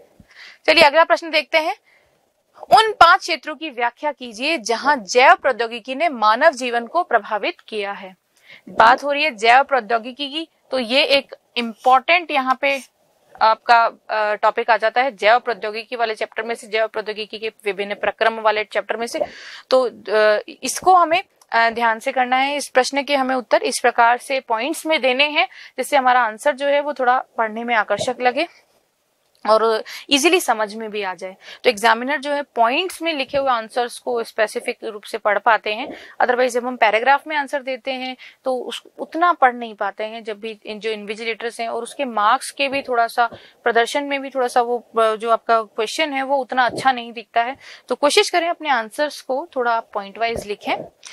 तो जैव प्रौद्योगिकी ने मानव जीवन को इस प्रकार प्रभावित किया है। जहाँ पहला हम देख रहे हैं कि उच्च पोषक मूल्य वाली आनुवंशिक रूप से संशोधित फसलें जो हैं वो जैव प्रौद्योगिकी द्वारा प्रदान की जाती है। आनुवंशिक रूप से संशोधित फसलें, इसका मतलब जेनेटिकली मॉडिफाइड क्रॉप्स। तो ऐसी क्रॉप्स जो कि जेनेटिकली मॉडिफाइड है, जैसे इसका नाम प्रदर्शित कर रहा है कि हमें आनुवंशिक रूप से उनको संशोधन करना है, तो डेफिनेटली वो हम करेंगे किसी न किसी बायोटेक्नोलॉजिकल प्रकार के प्रक्रम का उपयोग करके। तो इनके जो निर्माण के अंदर बायोटेक्नोलॉजी की एक प्रमुख भूमिका होती है। वहीं अगला देख रहे हैं, इससे पुनः संयोजक टीकों के उत्पादन में हेल्प मिलती है। पुनः संयोजक से तात्पर्य रिकॉम्बिनेंट जो वैक्सीन्स हैं उनको बनाने का काम। तो ये भी जो प्रक्रिया है इसमें बायोटेक्नोलॉजी कहीं ना कहीं इन्वॉल्व है। इनका जो निर्माण है रिकॉम्बिनेंट वैक्सीन्स का वो बायोटेक्नोलॉजी के द्वारा ही संभव हो पाया है। वहीं अगला है, इनमें आनुवंशिक बीमारियों के इलाज के लिए जो जीन थेरेपी है उसके जैसी यहाँ पे विधियां उत्पन्न की गई हैं, तकनीकें इजाद की गई हैं। तो जीन थेरेपी जो है वो भी बिल्कुल आपके संपूर्ण जो जीन है उसमें ही परिवर्तन, जीन स्तर पे जो परिवर्तन करना है तो वहां पे भी हमें बायोटेक्नोलॉजी की उपयोग लेना पड़ता है। अगला आंसर है, पर्यावरण प्रदूषण को नियंत्रित करने के लिए जीएमओ का उत्पादन, जेनेटिकली मॉडिफाइड ऑर्गेनिज्म। जीएमओ से तात्पर्य है जेनेटिकली यानी आनुवंशिक रूप से संशोधित जीव, जेनेटिकली मॉडिफाइड ऑर्गेनिज्म। हालांकि अभी इनके उपयोग पर बैन है, इनका उपयोग नहीं किया जा रहा है, पर लगातार लैब्स में इन पर रिसर्च की जा रही है और छोटे आकार के जो सूक्ष्म जीव हैं उन पर वे भी इस प्रकार से उत्पन्न किए जा रहे हैं जो कि आपके पर्यावरण प्रदूषण को नियंत्रित किया जा सके, जिनकी सहायता से पर्यावरण प्रदूषण नियंत्रित किया जा सके, क्योंकि उसमें जीनी के स्तर पे परिवर्तन कर दिया जाता है और क्योंकि जीन में परिवर्तन है तो जो सूक्ष्म जीव है उसकी संपूर्ण प्रणाली को प्रभावित किया जा सकता है। तो ये भी हम बायोटेक्नोलॉजी की हेल्प से ही संभव कर पाते हैं। अगला देखते हैं, ट्रांसजेनिक जंतु विकसित किए गए हैं जो मानव प्रोटीन का उत्पादन कर सकते हैं। तो जो ट्रांसजेनिक जंतु हैं उनके निर्माण में भी यहाँ पे बायोटेक्नोलॉजी जो है वो महत्वपूर्ण एक भूमिका अदा करती है। तो इस प्रकार से आपने देखा कैसे हमने इस आंसर को पॉइंट वाइज लिख करके और अधिक समझाने योग्य और अधिक आकर्षक यहाँ पे बनाया है इस आंसर को। तो हमें ध्यान रखना है कि जब भी इस प्रकार से प्रश्न आए तो उनको अक्सर हम पॉइंट्स में लिखें। चलिए देखते हैं अगला प्रश्न, प्रतिजैविक की खोज संयोगवश हुई, स्पष्ट कीजिए। यहाँ पे एक कथन देकर के और उसके बारे में उसकी व्याख्या के लिए आपको कहा गया है। तो इस प्रकार के जो प्रश्न है जहाँ व्याख्या की बात की गई है तो ये आप पैराग्राफ में ही दे सकते हैं। तो पैराग्राफ में जब हम इसका आंसर लिखते हैं तो बिल्कुल इस प्रकार से रहेगा कि अलेक्जेंडर फ्लेमिंग जो थे उन्होंने जब स्टेफाइलोकोकस नामक जीवाणु पर कार्य कर रहे थे तो उन्होंने पाया कि एक बिना धुली हुई जो प्लेट थी उस पर कुछ मोल्ड्स कवक, स्लाइम मोल्ड्स जिन्हें कहा जाता है, कुछ मोल्ड कवक जो है वो उत्पन्न हो गए थे। और इस मोल्ड कवक के प्रभाव से जो स्टेफाइलोकोकस बैक्टीरिया था वो अपनी ग्रोथ नहीं कर पाया था। इन स्लाइम मोल्ड्स ने उस बैक्टीरिया की ग्रोथ को रोक दिया था और फ्लेमिंग ने पाया कि मोल्ड कवक के इस प्रभाव के कारण उसके द्वारा जो उत्पन्न था वो एक विशिष्ट रसायन पेनिसिलिन उत्पन्न किया गया। और पेनिसिलिन ने क्या किया, स्टेफाइलोकोकस जो बैक्टीरिया था उसकी ग्रोथ को एकदम रोक दिया। और ये जो रसायन है इसे पेनिसिलियम नोटेटम नामक मोल्ड कवक से उत्पन्न किया जाता है। तो चूंकि पेनिसिलियम नोटेटम के द्वारा ये उत्पन्न किया जाता है, अतः इस रसायन का जो नाम था वो पेनिसिलिन रखा गया। और इस प्रकार से जो पेनिसिलिन है उसे एक एंटीबायोटिक के रूप में यहाँ स्थापित किया गया कि वो अगर किसी जीव में स्टेफाइलोकोकस का इन्फेक्शन है उसमें वहां पेनिसिलिन का किसी भी ड्रग्स के रूप में या वैक्सीन के रूप में वहां पे उपयोग किया और उन्होंने देखा कि वहां उस पर्टिकुलर जो जीव है उसके अंदर स्टेफाइलोकोकस का प्रभाव कम हो गया और इसी प्रकार से एंटीबायोटिक्स के रूप में इन्हें स्थापित किया गया। तो सबसे पहले जो खोजा गया था आपका एंटीबायोटिक वो भी पेनिसिलिन रहा था। चलिए देखते हैं अगला प्रश्न जो इसमें इस कड़ी में अंतिम रहेगा कि जैव विविधता का संरक्षण कितनी प्रकार से किया जाता है। किसी जीव को विलोपन के संकट से बचाने के लिए किस प्रकार से संरक्षण करेंगे। देखिए यहाँ पे दो चीजें इसमें एक तो पूछी गई हैं एक ही प्रश्न में कि एक तो जैव विविधता का संरक्षण की कितनी प्रकार है और कैसे आप किसी जीव का संरक्षण करेंगे। तो यहाँ पे एप्लीकेशन भी आपके साथ में आ जाता है और वहां एक तरह से व्याख्या भी आपसे पूछी गई है। तो दोनों बेस्ड ये क्वेश्चन आपका चल रहा है। इसका आंसर देख लेते हैं हम जरा कि जैव विविधता का संरक्षण निम्न प्रकार से किया जा सकता है, जिसमें दो प्रमुख विधियां हैं, स्वस्थाने और वही स्थाने, जिसको हम इन सीटू कंजर्वेशन और एक्स सीटू कंजर्वेशन भी कहते हैं। तो देखिए इन दोनों में ही जब हम इनकी व्याख्या करेंगे तो स्वस्थानीय संरक्षण की बात करेंगे। स्वस्थानीय संरक्षण तकनीक में जीवों को उनके प्राकृतिक आवास में ही, ये ध्यान रखने वाली बात यहाँ पे कि जीवों को उनके प्राकृतिक आवास में ही संरक्षित कर दिया जाता है। इसी कारण इसे स्वस्थानीय संरक्षण कहा जाता है।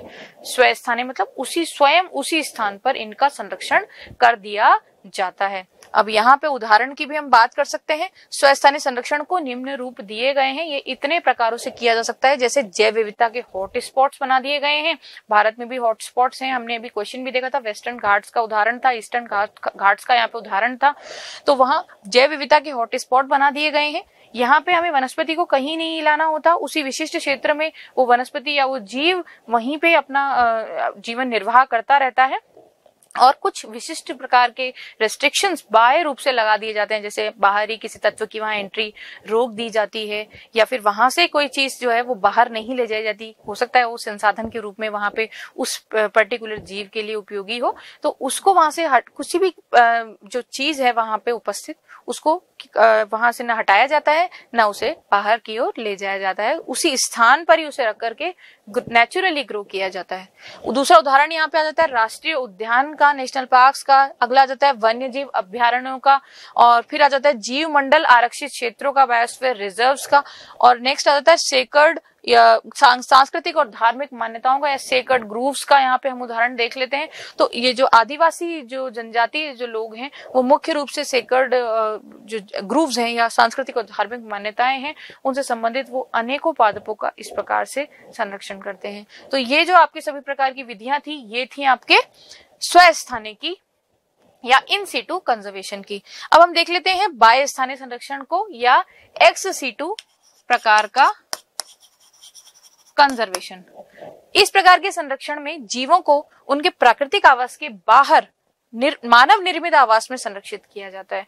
ये यहाँ पे मुख्य जो इसमें अंतर है वो यही है कि जो स्वस्थानीय है वो आपके प्राकृतिक आवास में किया जा रहा है, वहीं जो बहिः स्थानीय संरक्षण है ये मानव निर्मित या आर्टिफिशियल आवास जो है उसमें किया जा रहा है और इसीलिए इसे बाह्य स्थानीय संरक्षण कहा जाता है। इसके जो प्रमुख उदाहरण हैं उसमें जंतु घर, वानस्पतिक उद्यान, जीन बैंक या जीन लाइब्रेरी या ऊतक संवर्धन और पात्रे निषेचन जो आपके हैं ये प्रमुख यहाँ पे उदाहरण हैं। चलिए देख लेते हैं अगला जो प्रश्न है वो बायोपायरेसी को रोकने के उपाय बताइए। बायोपायरेसी को रोकने के जब उपाय आपसे पूछे जा रहे हैं तो आप इस प्रश्न का भी उत्तर पॉइंट्स में देते हैं तो आपका आंसर जो है वो अधिक अपीलिंग लगता है, अच्छा लगता है लिखने में और पढ़ने में भी आसान हो जाता है। वहीं जैविक स्रोत का उपयोग कृषि, रासायनिक उद्योग और चिकित्सा क्षेत्र में होता है। जैविक पदार्थ तथा उनके उत्पादों का वाणिज्यिक स्तर पर उपयोग होता है। कुछ राष्ट्र ने अपने जैविक संसाधनों और परंपरागत ज्ञान का बिना पूर्व अनुमति के उपयोग पर प्रतिबंध के लिए वहां पे उन्होंने नियम बना दिया है। भारत सरकार ने भी आनुवंशिक अभियांत्रिकी संस्तुति समिति का गठन किया है, जो आनुवंशिक पदार्थों के अनुसंधान संबंधी जो भी कार्य हैं उनकी वैधानिकता और जन सेवाओं के लिए जीएमओ की सुरक्षा का निर्णय लेती है। तो इस प्रकार से जो बायोपायरेसी इसको रोकने के लिए इस प्रकार से यहाँ पे आप देख रहे हैं कि एक गठन किया गया है भारत में भी आनुवंशिक अभियांत्रिकी संस्तुति समिति का। तो समिति के गठन जो ये समिति है ये अनुसंधान संबंधी जो भी समस्त कार्य है उनका देखरेख करती है। इसके अतिरिक्त जो जीएमओ है उनकी सुरक्षा का भी निर्णय लेती है कि कहीं उनका वैधानिक रूप से उपयोग ना होने लग जाए, सामान्य जनजीवन में उसको ना पहुंचाया जाए। उनपे अभी लैब में ही, जैसा मैंने बताया भी था कि लैब में ही उनकी अभी रिसर्च की जा रही है और उनको अभी प्राकृतिक रूप से उनके संवर्धन की अनुमति नहीं दी गई है। तो इस प्रकार से जो समिति है ये उन कार्यों का निरीक्षण करती है, उन कार्यों की देखरेख करती है। तो जो भी कृषि में या रासायनिक उद्योगों में या चिकित्सा क्षेत्र में जो भी आपके नए नए जो भी तत्व बनते हैं या नए नए जो भी कुछ इनका निर्माण किया जाता है चीजों का, उनके ऊपर जो बायोपायरेसी है उनका उपयोग बिना किसी आज्ञा के कर लेना, वो जो है बायोपायरेसी के अंतर्गत आता है। तो वो बायोपायरेसी पर रोक जो है वो लगाई गई है। भारत सरकार ने भी इसके लिए प्रबंध किए गए हैं। चलिए देखते हैं अगला जो प्रश्न रहेगा वो जैविक खेती से आप क्या समझते हैं। जैविक खेती की बात अभी इस समय बहुत ही प्रचलित ये टॉपिक है और इससे क्वेश्चन आने की लगभग संभावना है इस प्रश्न पत्र में कि जैविक खेती जो है वो उससे आप क्या समझते, क्या होती है जैविक खेती। तो इसका जो हम आंसर लिखते हैं तो वहां बात करेंगे ऑर्गेनिक फार्मिंग या जैविक खेती जो है इसमें कीट या पीड़कों के उन्मूलन की बजाय, खास बात यहाँ पे कि हम जब खेत है उस खेत में कीटों को बाहर ना निकालें, उन कीटों का ही उनके नियंत्रण करें और उन्हीं का उपयोग करें आगे उस खेती में कि उस खेती को और अधिक वृद्धि उसमें की जा सके। जो हानिकारक जीव है उनका हम कुछ हद तक निष्कासन करें और जो लाभदायक है उनका वहां पे इंक्लूजन किया जाए, उनको वहां खेत से बाहर न निकाला जाए। जबकि जो कीटनाशक है देखिए वो जब फेंका जाता है तो उसके अंदर चाहे एक मधुमक्खी हो या फिर एक अन्य कोई वहां पे टिड्डी दल हो, वो तो उन सभी पे एक साथ कार्य करता है। तो जो रासायनिक उर्वरक है उनका एक बहुत बड़ा एक कह लीजिए कि दोष है या ड्रॉबैक है कि वो एक साथ उन दोनों पर ही प्रभाव डालेंगे। जबकि जो जैविक खेती है उसके अंतर्गत अगर वो मधुमक्खी है तो उसके संचय की बात की जाएगी और जो टिड्डी दल है उसको हटाने की बात की जाएगी। तो यहाँ पे इसके अंतर्गत पर्यावरण संतुलन का भी ध्यान रखा जाएगा कि पर्यावरण संतुलन बना रहे, किसी न किसी प्रकार से वहां पे आपका जो मृदा है, जो भी जल स्रोत हैं वो प्रदूषित ना हो, उनमें प्रदूषण ना फैले। और कृषि में भी रसायनों के उपयोग की तुलना में प्राकृतिक उपायों पर यहाँ पे बल दिया जाता है। जैसे जैव उर्वरक हैं उनका यहाँ पे उपयोग किया जाता है और उनमें रसायनों का जो उपयोग है उसको प्रतिबंधित या बहुत ही कम मात्रा में सीमित उपयोग किया जाना चाहिए। इसमें सभी कृषि प्रक्रियाओं में पारिस्थितिक तंत्र के संतुलन को बनाया रखा जाता है। मुख्य रूप से जो पारिस्थितिक संतुलन है उसको बनाए रखा जाना यहाँ पे प्रमुख उद्देश्य है जैविक जो कृषि है उसका। और ऑर्गेनिक फार्मिंग में पीड़कों का जैविक नियंत्रण और जैव उर्वरकों का उपयोग जो है वो यहाँ प्रमुख है। तो जब भी हमें जैविक खेती करनी होती है तो वहाँ जैव उर्वरकों का ही उपयोग किया जाए, रासायनिक उर्वरकों का कम उपयोग किया जाए और साथ ही जो भी वहाँ पे पीड़क हैं, जो भी वहाँ पे कीट हैं, उनका जैविक नियंत्रण किया जाए, उनका जैविक रूप से उनका निष्कासन किया जाए और जो लाभप्रद जीव हैं उनको वहां पे उपस्थित रखा जाए और वो जो खेती है आपकी पैदावार उसको बढ़ाने में सहायक होते हैं। तो देखते हैं अगला जो प्रश्न है वो है चिकित्सा विज्ञान में पीसीआर के कोई 3 अनुप्रयोग लिखिए। पीसीआर यानी पॉलीमरेज चेन रिएक्शन, जो पीसीआर है यानी पॉलीमरेज चेन रिएक्शन, इसकी बात की जा रही है कि क्या मेडिकल साइंस में इसके क्या क्या अनुप्रयोग हो सकते हैं। अगेन ये जो क्वेश्चन है ये आपके अनुप्रयोग की पूछा जा रहा है, यानी कि एप्लीकेशन बेस्ड यहाँ पे क्वेश्चन आ जाता है।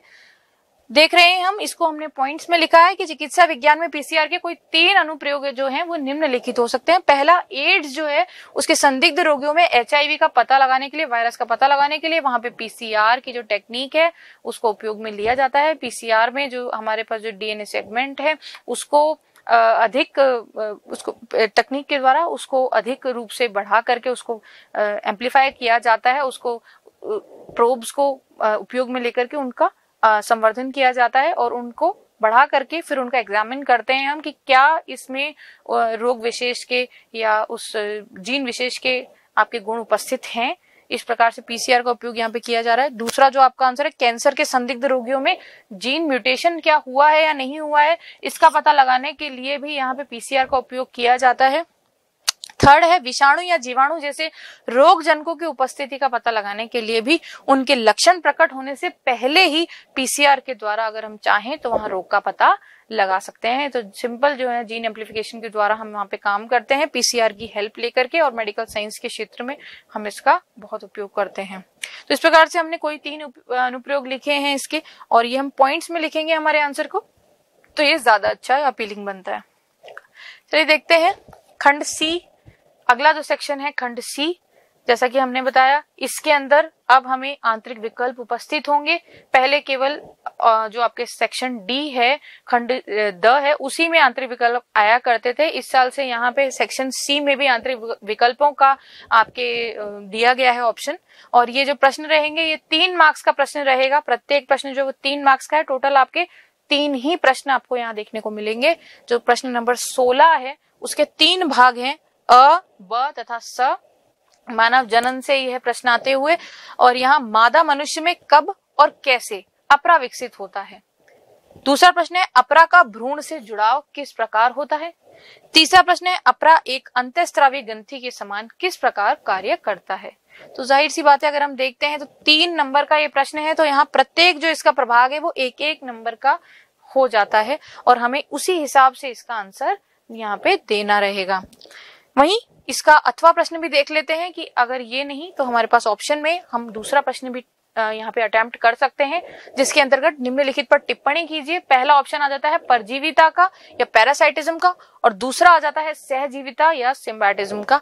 तो यहाँ पे हम दोनों में से कोई भी एक प्रश्न हमें करना है समय सीमा का ध्यान रखते हुए, और साथ ही अगर आपके प्रश्न में इस प्रकार से प्रभाग यहाँ पे बनाए गए हैं, दिए गए हैं, तो हमें एक प्रश्न के सभी प्रभागों को एक साथ सॉल्व करना है, ये ध्यान रखेंगे हम सभी। चलिए उत्तर देख लेते हैं कि पहला जो उसमें प्रश्न था कि मनुष्य में जो मादा में जो है अपरा है उसका निर्माण से संबंधित था। तो मनुष्य की मादा में अंतरोपण के पश्चात अपरा का निर्माण होता है। कब व कैसे अपरा का निर्माण होता है प्रश्न था, तो यहाँ देखेंगे कि मनुष्य की मादा में अंतरोपण के पश्चात अपरा का निर्माण होता है, और अपरा का जो विकास है वो अंतरोपित भ्रूण की पोषकोरक जो कोशिकाएं हैं उनसे निकलने वाले अंगुली के समान उभार या प्रवर्ध और गर्भाशयनी ऊतक के मध्य अंतरा अंगुलीयक संधि बनने के फलस्वरूप होता है। तो 2 जो यहाँ पे इंपॉर्टेंट बात कि किनके बीच में पोषकोरक जो सेल्स हैं उनके अंगुली के समान उभार, यानी कि इस प्रकार से वहां संरचनाएं बनती हैं, और गर्भाशयनी जो ऊतक है वो इनके मध्य इस प्रकार से सेटल होता है। ठीक है, तो ये बिल्कुल इस प्रकार से इधर गर्भाशय ऊतक हो जाता है, और ऊपर की तरफ देखेंगे अगर यहाँ पे तो ये आपका पोषकोरक कोशिकाएं जो हैं उनसे निकलने वाले प्रभार होते हैं। तो ये इस प्रकार से इंटरलिंकिंग होती है और यहाँ अपरा का निर्माण होता है। अतः भ्रूण और मातृ शरीर के मध्य संरचनात्मक और क्रियात्मक इकाई है। अपरा के लिए कहा गया है कि ये भ्रूण और जो मातृ शरीर है उनके दोनों के मध्य जो कनेक्शन है, वो जो बेबी है और जो मदर है उनके बीच जो कनेक्शन है वो काम एक प्लेसेंटा के द्वारा किया जाता है, अपरा के द्वारा किया जाता है। अगला प्रश्न, अगला इसमें देख लेते हैं कि अपरा के जो यहाँ पे पूछा गया था कि अपरा में एक पोषण जो है उससे संबंधित प्रश्न था कि अपरा एक नाभि रज्जु द्वारा भ्रूण से संलग्न रहता है तथा जिसके माध्यम से भ्रूण माता से पोषण प्राप्त करता है। अपरा के कार्य हमने बात की कि एक नाभि रज्जु द्वारा ये भ्रूण से संलग्न रहता है और इसके माध्यम से भ्रूण जो है वो माता से डायरेक्टली वहां पे पोषण प्राप्त करता है। भ्रूण को डायरेक्टली मम्मी के द्वारा जो मदर है उसके द्वारा फीड यहाँ पे मिलता है, तो वो जो माध्यम है वो भी अपरा ही है। और वहीं जो तीसरा प्रश्न था आपका वो था कि अपरा जो है वो अंतःस्रावी ग्रंथि के रूप में कैसे कार्य करता है। तो यहाँ देखिए अपरा एक अंतःस्रावी ग्रंथि के समान कार्य करता है, क्योंकि जो अंतःस्रावी ग्रंथि हमें पता है वो किसी न किसी रूप में हॉर्मोन्स का सिक्रेशन करती हैं। यहाँ पे जो प्लेसेंटा है, अपरा है, वो भी आपके कई हार्मोन्स का सिक्रेशन करता है, जैसे कि HCG हार्मोन, जो कि प्रेगनेंसी डिटेक्टर हार्मोन भी कहा जाता है। प्रेगनेंसी जब भी होती है तो वहाँ HCG टेस्ट के द्वारा ही प्रेगनेंसी डिटेक्ट की जाती है। इसके अतिरिक्त HPL हार्मोन, एस्ट्रोजन और प्रोजेस्टेरोन हार्मोन भी यहाँ पे शामिल हैं, जिनका जो आपके सिक्रेशन है वो अपरा या प्लेसेंटा के द्वारा किया जाता है। तो इस प्रकार से हमने उस प्रश्न के तीनों भागों को एक साथ सॉल्व किया, और हमें ये ध्यान रखना है कि अगर प्रश्न में आंतरिक विकल्प हैं तो हमें उनमें से विकल्पों में से किसी एक ही विकल्प का चयन करना है, हमें दोनों विकल्प वहां पे नहीं करने हैं। या तो आप ये वाला आंसर फॉलो कर लीजिए, या इसके अतिरिक्त जो हमारा वैकल्पिक प्रश्न था वो था आपका परजीविता और सहजीविता से संबंधित, तो या तो आप वो आंसर लिखेंगे या फिर आप ये ही प्रश्न यहाँ पे अटेम्प्ट करेंगे, जिसमें पहला जो ऑप्शन है आपका परजीविता आता है। परजीविता की बात करेंगे तो वे जीव जो भोजन अथवा आवास हेतु अन्य जीवों पर आश्रित होते हैं परजीवी कहलाते हैं, जैसे जोंक हो गया, एंट अमीबा हो गया, अमरबेल हो गया इत्यादि। इसमें एक जीव जो है दूसरे के साथ अतिथि और परपोषी का संबंध स्थापित करके उसके शरीर से भोजन प्राप्त करता है। बात जो ध्यान रखने की है वो होस्ट और गेस्ट की यहाँ पे रिलेशनशिप हो रखी है कि अतिथि और परपोषी के रूप में वहां पे उस पे पैथोजन के रूप में वहां पे उस पे प्राप्त कर रहा होता है। तो हम देख रहे हैं कि इस प्रकार का जो जीव है, एक को तो पूर्णतः हानि हो रही है, उससे केवल पोषण प्राप्त किया जा रहा है, उसे बदले में कुछ भी दिया नहीं जा रहा है। तो एक प्रकार से ऐसा जो रिलेशन है वो नेगेटिव इंटरेक्शन के अंदर आ जाता है, ऋणात्मक अन्योन्य क्रिया के अंतर्गत आ जाता है, और वहीं जो दूसरा जीव है वो लाभान्वित हो रहा होता है। और ऐसा जो संबंध है उसे परजीविता कहते हैं, जहाँ पे एक जीव तो पॉजिटिव और दूसरा जीव जो है वो नेगेटिव प्रकार से आपके एक दूसरे से संबद्ध रहते हैं। यानी एक जीव को तो पूरी तरह से लाभ होता है और जो दूसरा जीव है उसे हानि का सामना करना पड़ता है। ये हानि कई बार मृत्यु के रूप में भी हो सकती है, वो जीव की डेथ भी हो सकती है। चलिए, दूसरा जो हमारा ऑप्शन था सहजीविता का था, जो कि एक पॉजिटिव एक इंटरेक्शन का उदाहरण है, यानी कि धनात्मक अन्योन्य क्रिया का उदाहरण है। इस प्रक्रिया में दो जीव मिलकर जीवन यापन करते हैं। तो कोई भी दो जीव जो है, इन दोनों में से एक दूसरे के लिए हानिकारक नहीं होंगे। ये जीव, सबसे बड़ी बात कि किसी ना किसी रूप में भी वो एक दूसरे को बिल्कुल भी हानि नहीं पहुंचाएंगे, और साथ ही एक दूसरे के विकास में भी सहायक हो सकते हैं, या किसी ना किसी रूप में एक दूसरे को लाभान्वित ही करेंगे। या ध्यान रखने वाली बात, ये जो सहजीविता जो है वो अगेन प्लस प्लस प्रकार का इंटरेक्शन यहाँ पे देखा जाता है, कि जो दोनों जीव हैं उन्हें लाभ ही हो रहा है ये इंटरेक्शन करके। तो जो एक पॉजिटिव इंटरेक्शन है उसकी यही खासियत है, उसमें जो दोनों जीव हैं वो दोनों ही लाभान्वित होते हैं। तो इस प्रकार जो परजीविता है वो नेगेटिव इंटरेक्शन या ऋणात्मक अन्योन्य क्रिया का उदाहरण है, वहीं जो सहजीविता है ये एक धनात्मक अन्योन्य क्रिया का उदाहरण है। हमें यहाँ तुलनात्मक नहीं पूछा गया है, तुलनात्मक विवरण नहीं देना है, हमें सीधा उस परजीविता और सहजीविता को आगे समझा देना है। उदाहरण अवश्य मेंशन करने हैं दोनों के। सहजीविता के उदाहरण देख लेते हैं हम। देखिए, उदाहरण में माइकोराइजा जो उच्च कुल के पादप होते हैं, उनकी जड़ों में जो छोटे शैवाल हैं, सूक्ष्म जीव हैं, वो अक्सर वहां पे रहते हैं, और वो संबंध जो है वो माइकोराइजा कहलाता है। इसके अतिरिक्त मानव आहार नाल में जो ई कोलाई है वो बैक्टीरिया उपस्थित है, तो ये भी एक प्रकार से आपका पॉजिटिव इंटरेक्शन का ही उदाहरण होता है। तो हमें जो दीर्घ उत्तरीय प्रश्न है उसमें इस प्रकार से एक प्रश्न के जो भाग हैं उनको एक साथ सॉल्व करना है। पॉइंट्स में अगर आप लिखते हैं अपने आंसर को तो वो और अधिक प्रभावी बनता है। चलिए देख लेते हैं अगला जो प्रश्न रहेगा, 17 नंबर का प्रश्न है।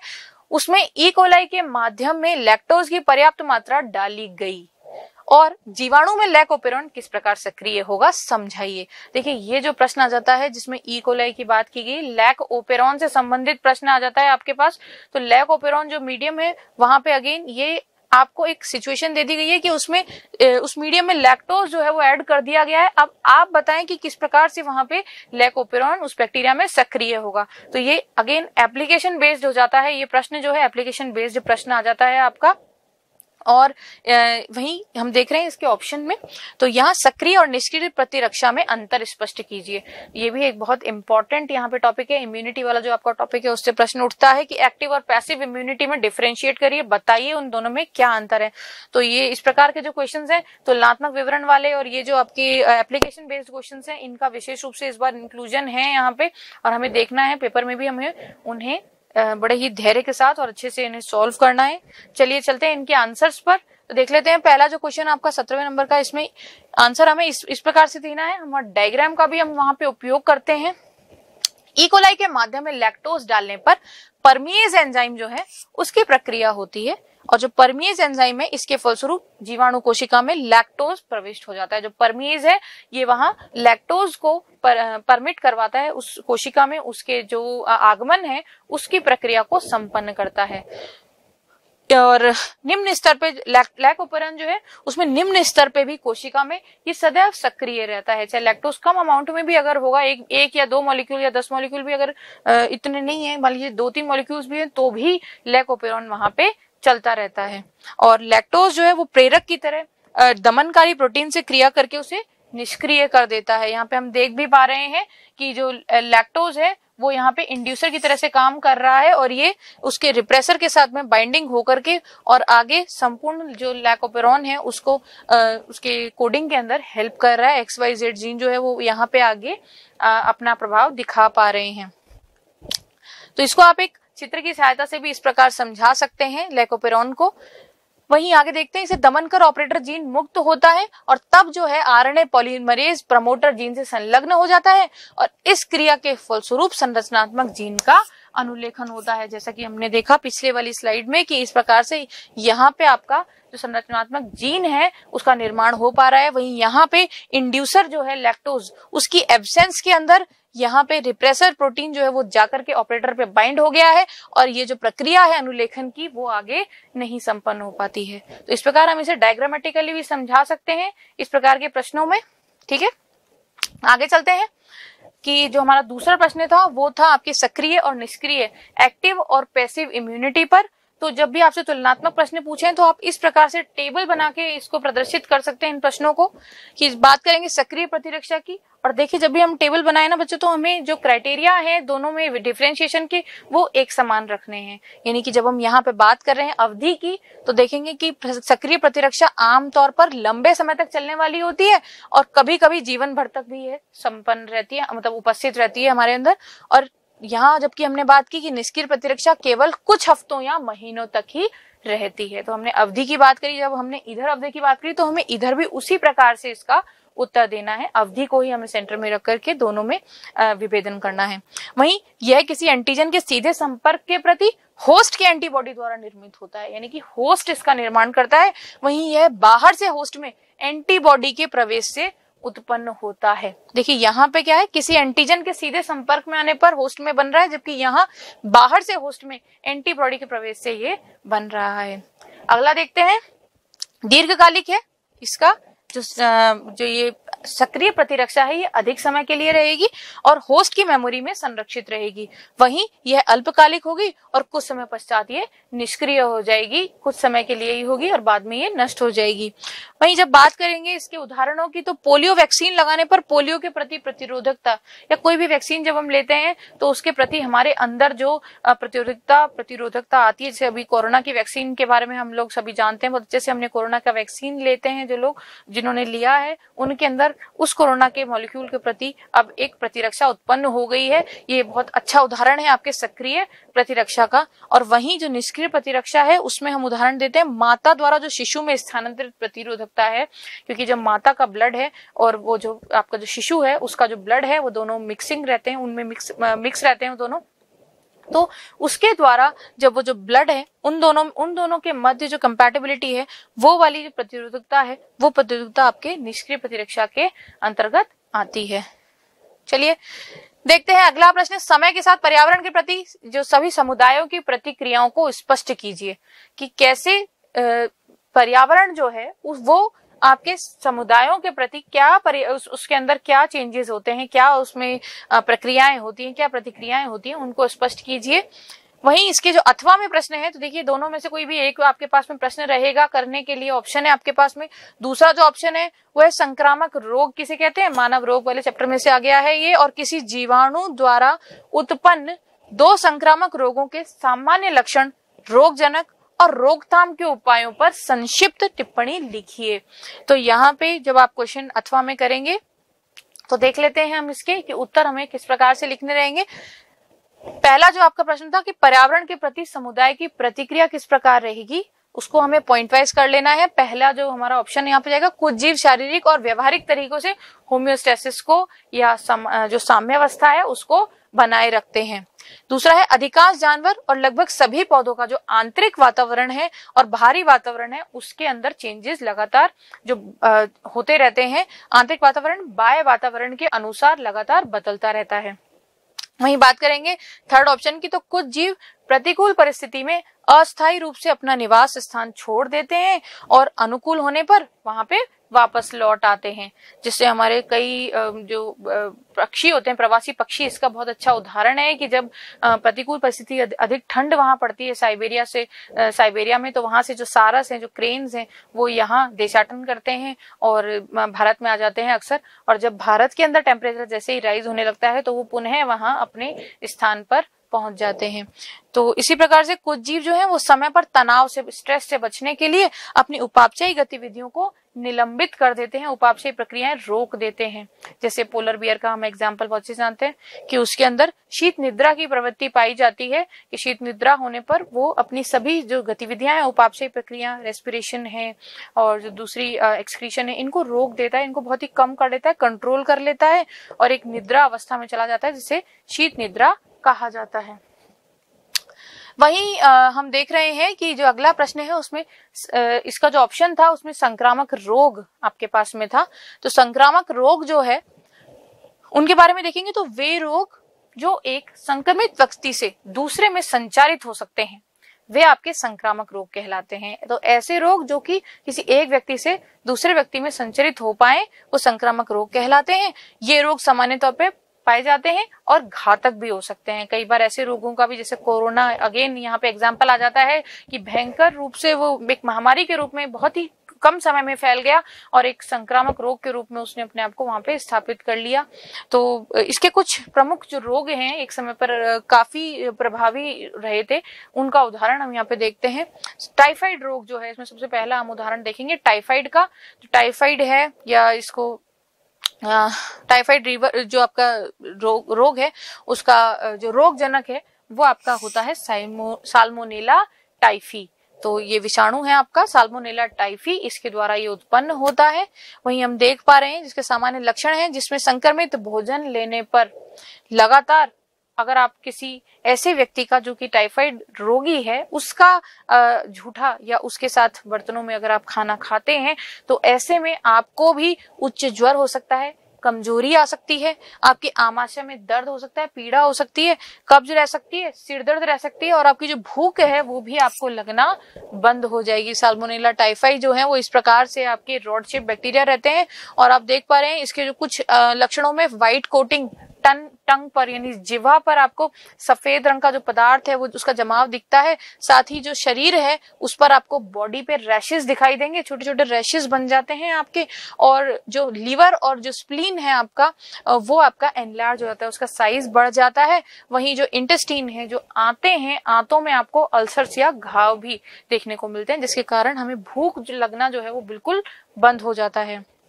इस रोग की बात करेंगे, रोकथाम के उपायों की, तो वहां चिकित्सकीय परामर्श सबसे पहले हमें मुख्य रूप से चिकित्सकीय परामर्श लेना होता है। चिकित्सकीय परामर्श के द्वारा विडाल परीक्षण, ये एक प्रमुख परीक्षण है। विडाल परीक्षण जो टाइफाइड जो आपका रोग है उसके डायग्नोस के अंदर आपके इंपॉर्टेंट भूमिका निभाता है। विडाल परीक्षण, विडाल टेस्ट इसको कहते हैं। और वहीं बासी भोजन बिल्कुल भी ना लें क्योंकि बासी भोजन में वो जो बैक्टीरिया है उनकी संख्या बढ़ी हुई रह सकती है। तो बासी भोजन ऐसे रोगियों को या उन रोगी के जो भी संबद्ध हैं उनको बिल्कुल भी आपके बासी भोजन नहीं लेना है, उसमें बैक्टीरिया पाया जा सकता है। साथ ही साफ सफाई का विशेष ध्यान रखना है उन रोगियों को भी और जो उनके संबद्ध जो उनके केयर टेकर्स हैं उनको भी ध्यान रखना है कि साफ सफाई प्रॉपर हो और उन जो रोगी हैं उनसे उनका डायरेक्ट किसी भी रूप में संपर्क ना रहे और उनसे थोड़ा दूरी वे बना के रखें। चलिए अगला देखते हैं न्यूमोनिया का। जो न्यूमोनिया है उसका रोगजनक है स्ट्रेप्टोकोकस न्यूमोनी। स्ट्रेप्टोकोकस न्यूमोनी जो है ये भी एक बैक्टीरिया है, बैक्टीरियल जनित रोग है ये भी।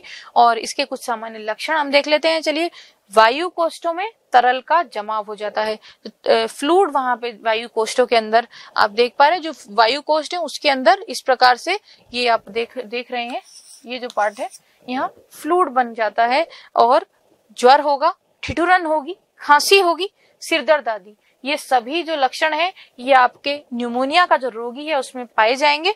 वहीं गंभीर मामले हैं तो उसमें होठ और हाथ के नाखून जो हैं वो धूसर से, इन्हीं लगभग व्हाइट कलर के जो नाखून होते हैं वो नीले रंग के, ब्लू कलर के भी आपको दिखाई दे सकते हैं। तो ये आपके लक्षण रहते हैं निमोनिया रोग के। इसकी रोकथाम के उपायों की बात कर लेते हैं कि रोकथाम के उपायों में जो सबसे पहला है वो संक्रमित रोगी के गिलास या बर्तन में खाना न खाएं। बिल्कुल भी आपको ऐसे संक्रमित व्यक्ति से थोड़ा दूरी बना के रखनी है, एकदम उनके संपर्क में नहीं जाना है। उनके उपयोग में जो भी वो वस्तु ले रहे हैं, जिन भी कपड़ों में वो जो कपड़े पहनते हैं या जो खाना खाते हैं, उनसे आप थोड़ा दूरी बनाएं। और वहीं रोगी से सीधे संपर्क में आने से आप बचेंगे, सीधे संपर्क में ना आए और चिकित्सकीय परामर्श जल्द से जल्द आप चिकित्सकीय परामर्श लें।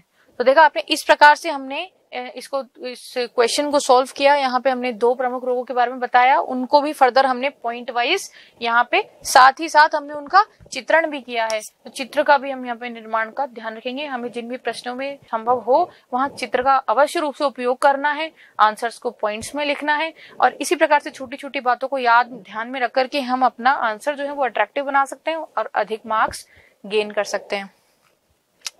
चलते हैं सेक्शन डी की तरफ, जो आपका अंतिम सेक्शन है, जिसमें आपके निबंधात्मक प्रश्न पूछे जाते हैं।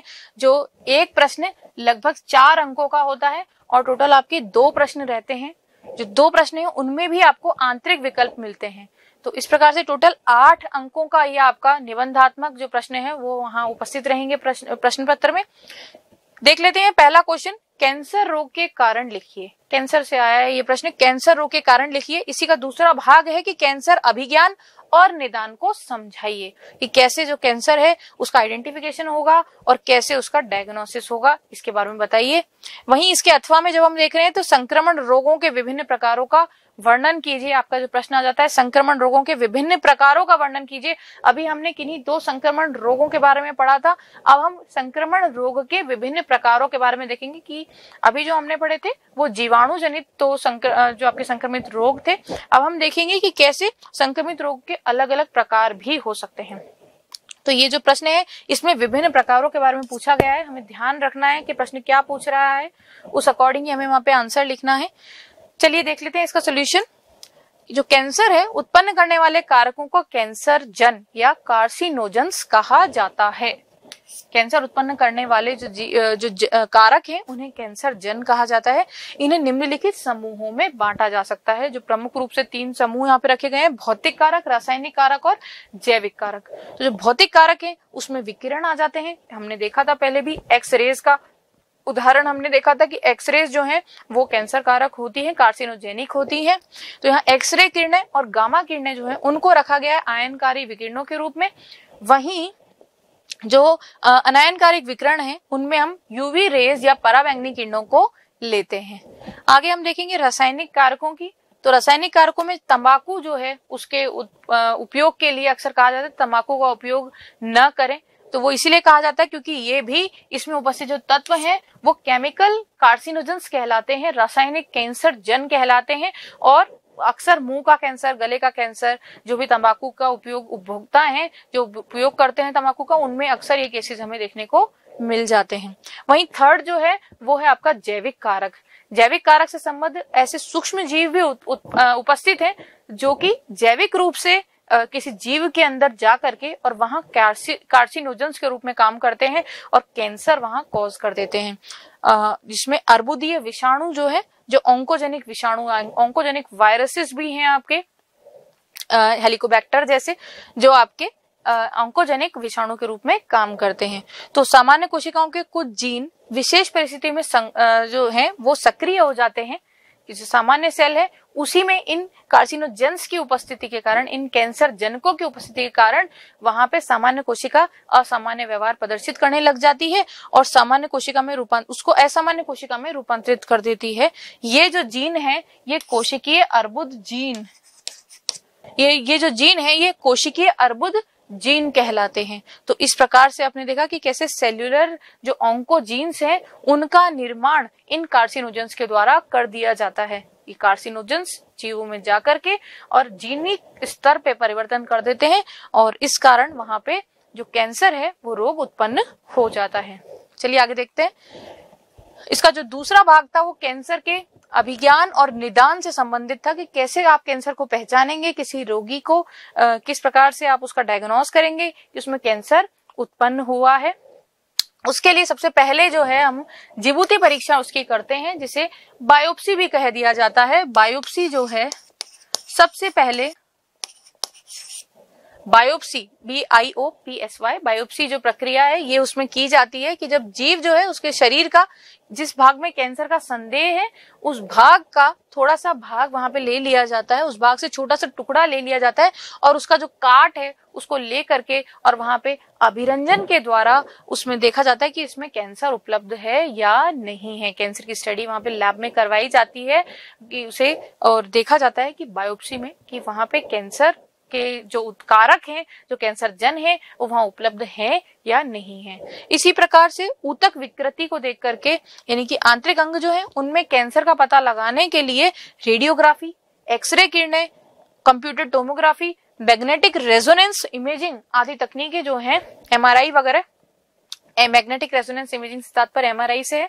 तो MRI जो तकनीकें हैं इनका उपयोग किया जाता है और देखा जाता है कि क्या किसी प्रकार की किसी भी ऊतक में कोई विकृति तो नहीं है, क्या उस ऊतक के जो सेल्स हैं वो संगठित हैं, अधिक मात्रा में ग्रोथ तो नहीं हो रही है उनमें, ये चीजें देखी जाती है। रक्त की जांच की हम बात करेंगे तो ल्यूकीमिया की जांच के लिए रक्त के नमूने में रक्त कणिकाओं की गणना कर मालूम किया जाता है कि रक्त कैंसर उसमें है या नहीं है। तो इस प्रकार से रक्त की जांच द्वारा भी हम कैंसर को डायग्नोस कर सकते हैं। ल्यूकीमिया जो कि कैंसर है व्हाइट ब्लड सेल्स का, WBCs का, उसकी जांच अगर हमें करनी है तो हम रक्त की वहां पे जांच संपन्न कर सकते हैं। वहीं प्रतिरक्षियों का उपयोग करके भी हम देख सकते हैं जो प्रतिरक्षी उत्पन्न वहां पे हो रहे हैं उनका भी हम उपयोग कर सकते हैं कैंसर को डायग्नोस करने में। तो इस प्रकार से कैंसर का डायग्नोसिस जो है हम इन प्रक्रियाओं द्वारा संपन्न कर सकते हैं। तो आपने देखा हमने इसको पॉइंट वाइज इस आंसर को लिखा है यहाँ पे भी। इसके अतिरिक्त हम देखते हैं कि कुछ जीन जो है विशेष प्रकार के कैंसर जनों के प्रति वो सुग्राही होते हैं और अतः उन जीनों की पहचान करके भी उन व्यक्तियों को उस कैंसर जन से बचने की सलाह दी जाती है। एक और हमने यहाँ पे देखा कि कैंसर को पता लगाने के लिए हम जीन स्तर पे भी हम उसकी जांच कर सकते हैं, जीन्स का पता लगाया जा सकता है। जिन जीन्स पे जो भी कैंसर कारक हैं वो अधिक इफेक्टिव हैं उन जीन्स को डायग्नोस कर लिया जाता है और फिर उनकी फर्दर जांच की जाती है, उनका पता लगाया जाता है कि क्या यहाँ कैंसर उपस्थित है या नहीं है।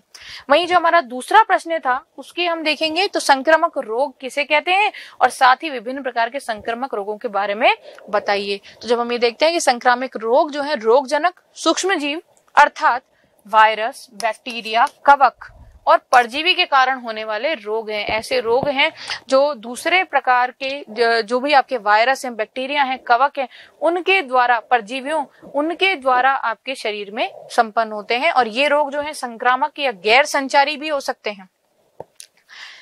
विभिन्न प्रकार के जो संक्रामक रोग हैं विभिन्न रोग जनकों के कारण होते हैं। इनका जो रोग जनक है उनके बारे में बताया गया है। सबसे पहले हम बात करेंगे विषाणु संक्रमण की। तो जो विषाणु है दुनिया में लाखों वायरस मौजूद हैं। अभी ट्रेंडिंग हमारे सामने चल रहा है कोरोना वायरस का। अगेन यहाँ पे हम एग्जांपल लेते हैं कि जो कोरोना है वो भी एक वायरल डिजीज है और सामान्य सर्दी, इन्फ्लुएंजा, एड्स आदि वायरल संक्रमण का एक प्रमुख कारण है, सिम्टम है कि कैसे आप पहचानेंगे कि इसको वायरल डिजीज है। उसमें सामान्य रूप से जो सर्दी, खांसी, जुकाम इस प्रकार से हम देखते हैं। एड्स भी इसमें एक उदाहरण आ जाता है। इन्फ्लुएंजा जो है वो भी यहाँ पे एक वायरल डिजीज का उदाहरण है। वहीं बात करेंगे जीवाणु संक्रमण की। तो जीवाणु या बैक्टीरिया द्वारा जो उत्पन्न होंगे रोग वे जीवाणु संक्रमण की श्रेणी में आएंगे और ऐसे अनेक जीवाणु प्रभेद हैं जिनमें से कुछ बीमारी पैदा करते हैं और जो हानिकारक बैक्टीरिया वो बीमारी पैदा करते हैं, जबकि हमारे शरीर में मौजूद अच्छे और लाभकारी बैक्टीरिया भी हैं जो हमारी उन बीमारी पैदा करने वाले जो बैक्टीरिया हैं उनसे रक्षा करते हैं और हमें बचाते हैं।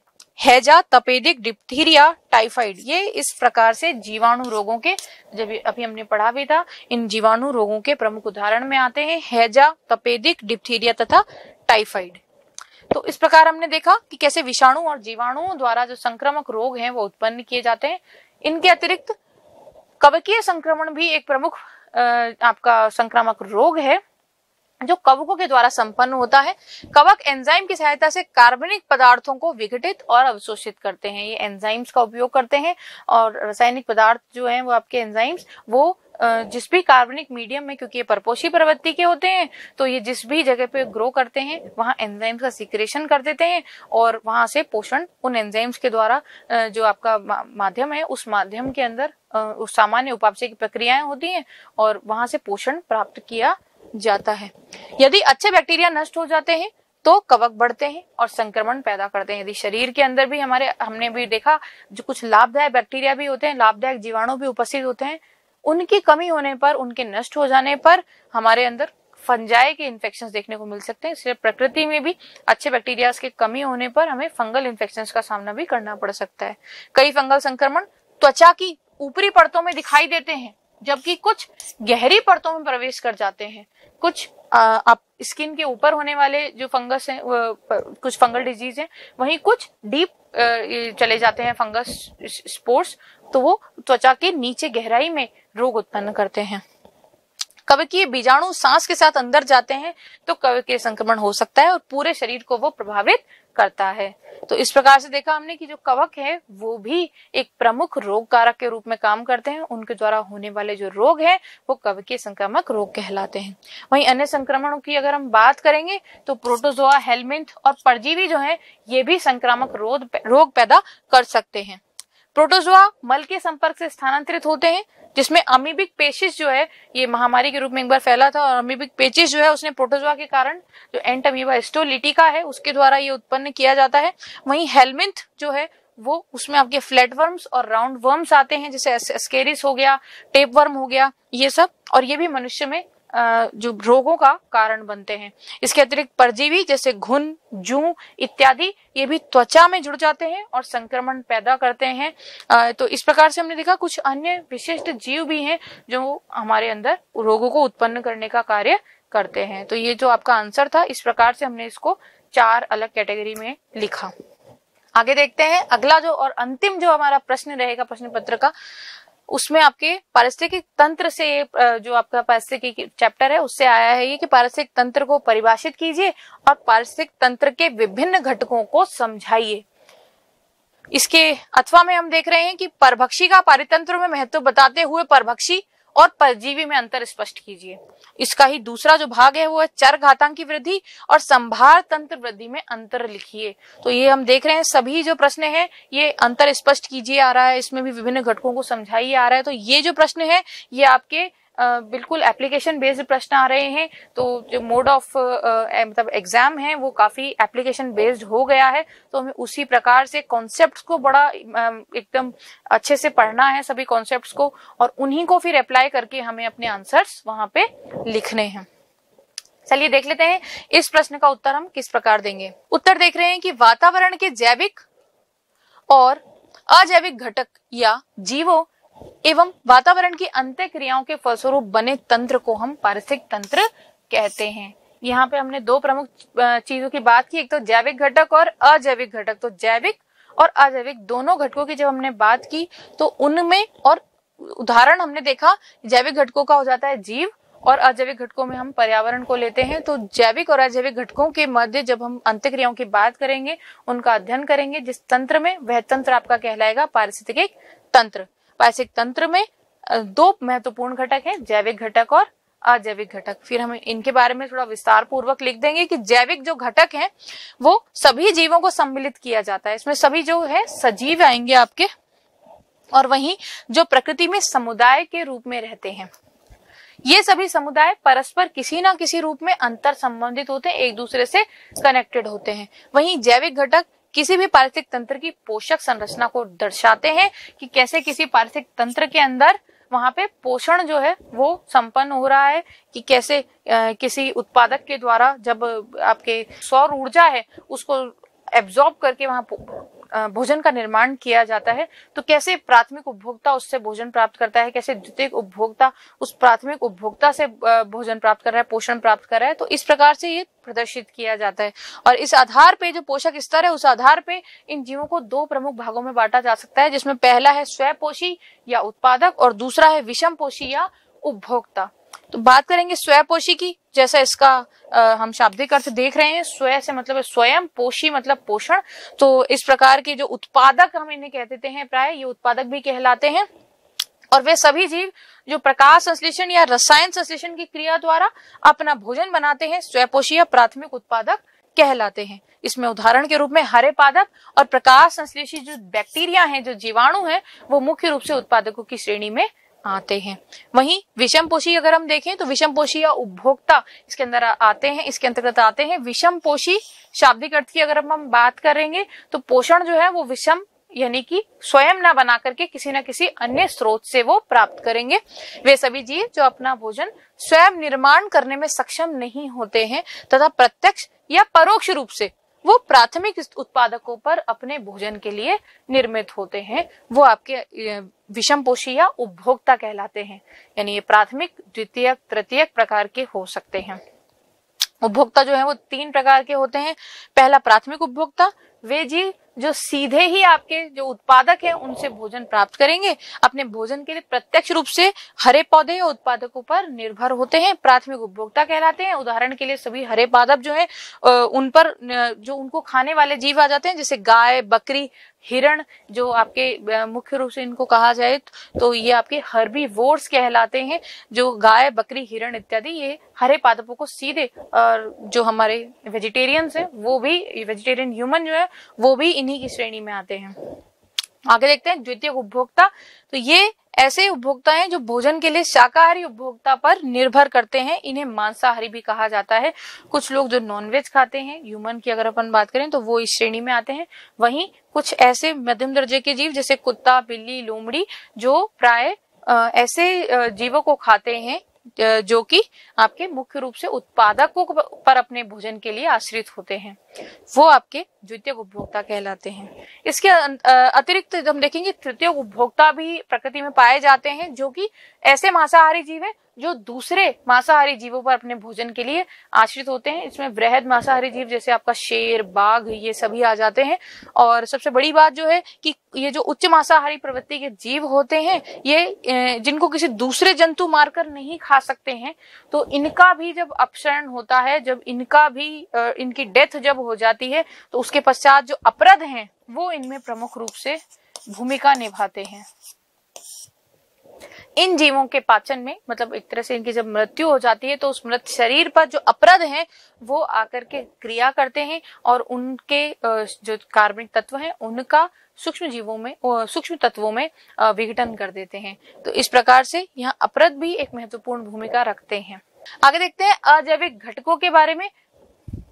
अजैविक घटक की, जब अभी हमने जैविक घटकों की बात की, अजैविक घटक की हम बात करेंगे तो अजैविक घटक जो है भौतिक पर्यावरण के सभी निर्जीव जो पदार्थ हैं उसके अजैविक घटक जो वो कहलाते हैं। कि यहाँ पे जीवन की हमने बात नहीं की है, जो भी निर्जीव पदार्थ पर्यावरण में उपस्थित हैं उनकी हम बात करेंगे।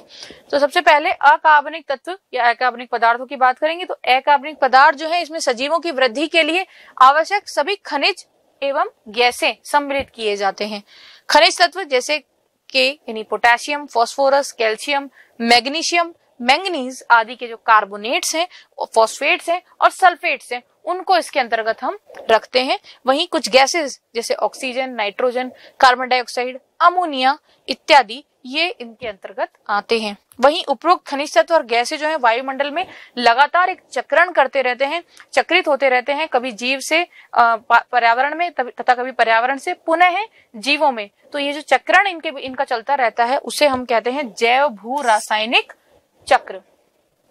तो इस प्रकार से हम यहाँ अकार्बनिक पदार्थों के बारे में लिख सकते हैं। वहीं आगे देखने पर जो कार्बनिक पदार्थ है उसमें कार्बनिक घटक से तात्पर्य कार्बोहाइड्रेट, वसा, प्रोटीन और इनके अपघटन से जो उत्पन्न पदार्थ हैं उनकी हम बात करेंगे, जैसे यूरिया, ह्यूमस इत्यादि। और इसके अतिरिक्त एटीपी, पर्णहरित या क्लोरोफिल, डीएनए आदि को भी कार्बनिक घटकों के अंतर्गत सम्मिलित किया गया है। वहीं थर्ड नंबर पे हम देखेंगे कुछ जलवायु कारकों का भी अध्ययन किया जाता है अजैविक घटकों में, जिसमें तापक्रम, वर्षा, आर्द्रता, वायु दाब, आपका प्रकाश अवसादन, सौर ऊर्जा आदि भौतिक कारक कहलाते हैं, जो कि पर्यावरण में उपस्थित हैं और किसी न किसी रूप से वे भी सजीवों के साथ अन्योन्य क्रियाएं संपन्न करते हैं।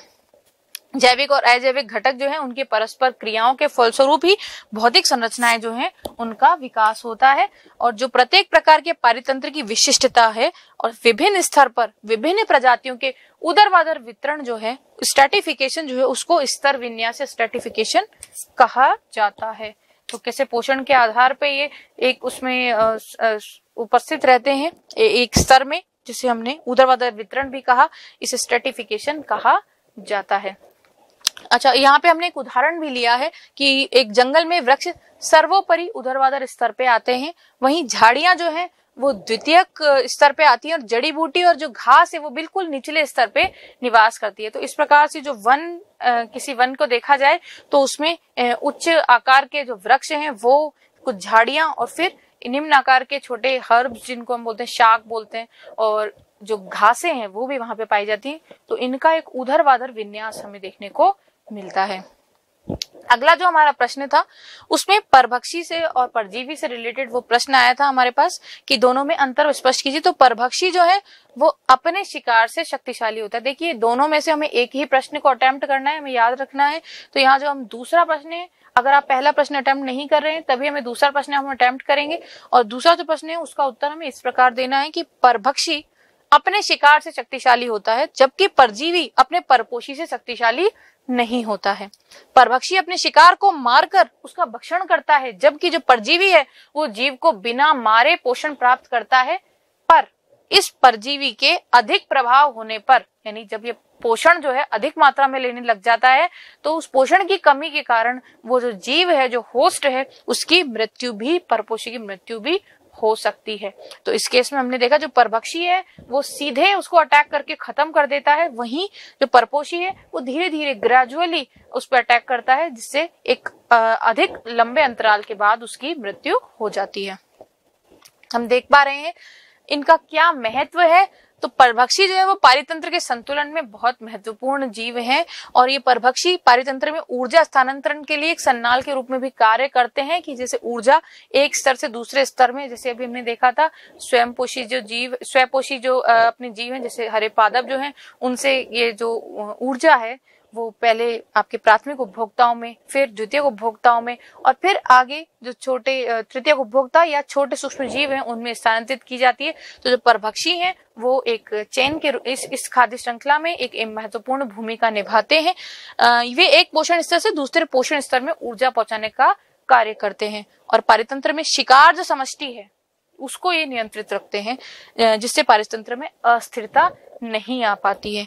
उदाहरण अगर देखें परभक्षी का, तो यहाँ दिखाया गया है कि कैसे एक हिरण को, एक शेर है वो किसी हिरण का शिकार करता है, जिससे जो हिरण की जनसंख्या है वो नियंत्रित रहती है। वहीं जब बात करेंगे परजीवी की, तो किसी पादप के ऊपर की जो पत्ती है, पर्ण है, उसके ऊपर आप देख पा रहे हैं एक डिजीज यहाँ पे दिखाई गई है। ये जो स्पॉट्स है यहाँ पे, ये आपके डिजीज के एक तरह से सिम्टम्स हैं, ये बन गए हैं यहाँ पे। तो इसमें जो पादप है वो जीवित तो रहता है जब तक वो जो आपका रोग है वो बहुत ज्यादा ना हो जाए, तब तक जो पादप है वो अपना जीवन चालू रखता है, नॉर्मल अपनी सभी प्रक्रियाएं पूरी करता है। पर जब एक लिमिट के बाद में, जब ये जो आपका परजीवी है उस पोषी के ऊपर बहुत ज्यादा हावी हो जाता है, बहुत अत्यधिक उससे पोषण प्राप्त करने लग जाता है, तब उस पादप की मृत्यु हो सकती है। वहीं जो हमारा सेकंड पार्ट था इसका, चर घातांकी वृद्धि और लॉजिस्टिक वृद्धि में अंतर बताइए। तो उस प्रश्न को हम इस प्रकार से आपके टेबल के साथ में हम सॉल्व करते हैं, उसको टेबल बना के देख रहे हैं। पहला जो पॉइंट है कि जो चर घातांकी वृद्धि है उसमें असीमित संसाधन होने पर होती है। खास बात, असीमित संसाधन, तो ये प्रैक्टिकली पॉसिबल है। देखिए, प्रकृति में संसाधन जो है वो बड़ी ही सीमित मात्रा में है, पर जब हम बात करेंगे चर घातांक की वृद्धि हमें स्टडी करनी है अगर किसी कम्युनिटी में, तो हम उसमें असीमित संसाधन मान करके चर घातांक की वृद्धि की स्टडी करेंगे। वहीं लॉजिस्टिक जो ग्रोथ है, लॉजिस्टिक वृद्धि है, उसके लिए संसाधन सीमित होने चाहिए। तो सीमित संसाधनों की उपस्थिति पर ही हम इसको स्टडी करेंगे। वहीं चरघातांकी वृद्धि के द्वारा जो ग्राफ आएगा आपका वो जे आकृति का, आरेख आपका जे आकृति का प्राप्त होगा। और लॉजिस्टिक वृद्धि होने पर जो ग्राफ आपका बनेगा वो एस आकृति का, सिग्मोइड जो आपका ग्राफ है वो आपको वहां पे प्राप्त होगा। वहीं इसे व्यक्त करने के लिए जो हमारा फॉर्मूला है वो बिल्कुल सिंपल फॉर्मूला है, dn/dt is equals to small r n, ठीक है। और वहीं जो इसे जो समीकरण है वहां पे आप देख पा रहे हैं dn/dt is equal to r n k-n/k।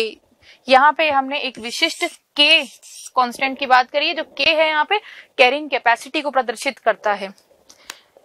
जहां हमने बात करी सीमित संसाधनों की, तो वहां कैरिंग कैपेसिटी जो है वो हम कंसीडर करते हैं।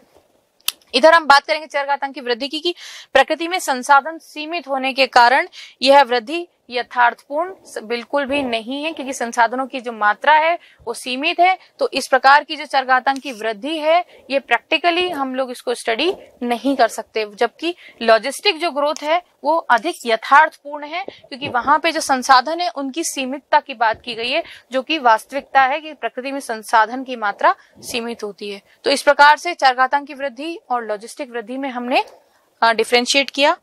और इसी के साथ में मैं आपको थैंक यू कहना चाहूंगी।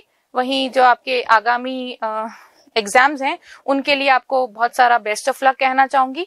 अपना प्रश्न पत्र जो है उसको अच्छे से पढ़िएगा, अच्छे से सॉल्व कीजिएगा, और जो सॉल्यूशंस हैं उन पर बहुत आप प्रैक्टिस भी कीजिए उनकी। अभी से कुछ नोट्स वगैरह बनाएं, और जो डाउट्स हैं उनको अभी समय रहते आप क्लियर करें। नए टॉपिक्स को अब ज्यादा समय नहीं है हमारे पास, बहुत जो नए टॉपिक्स आपके रह गए हैं उनको ज्यादा आप ज्यादा डिटेल में ना जाएं, उसकी बजाय जो हमने पढ़ा है उस पर आप अधिक काम करें। तो इस प्रकार से मैं आपसे विदा लेना चाहूंगी। धन्यवाद।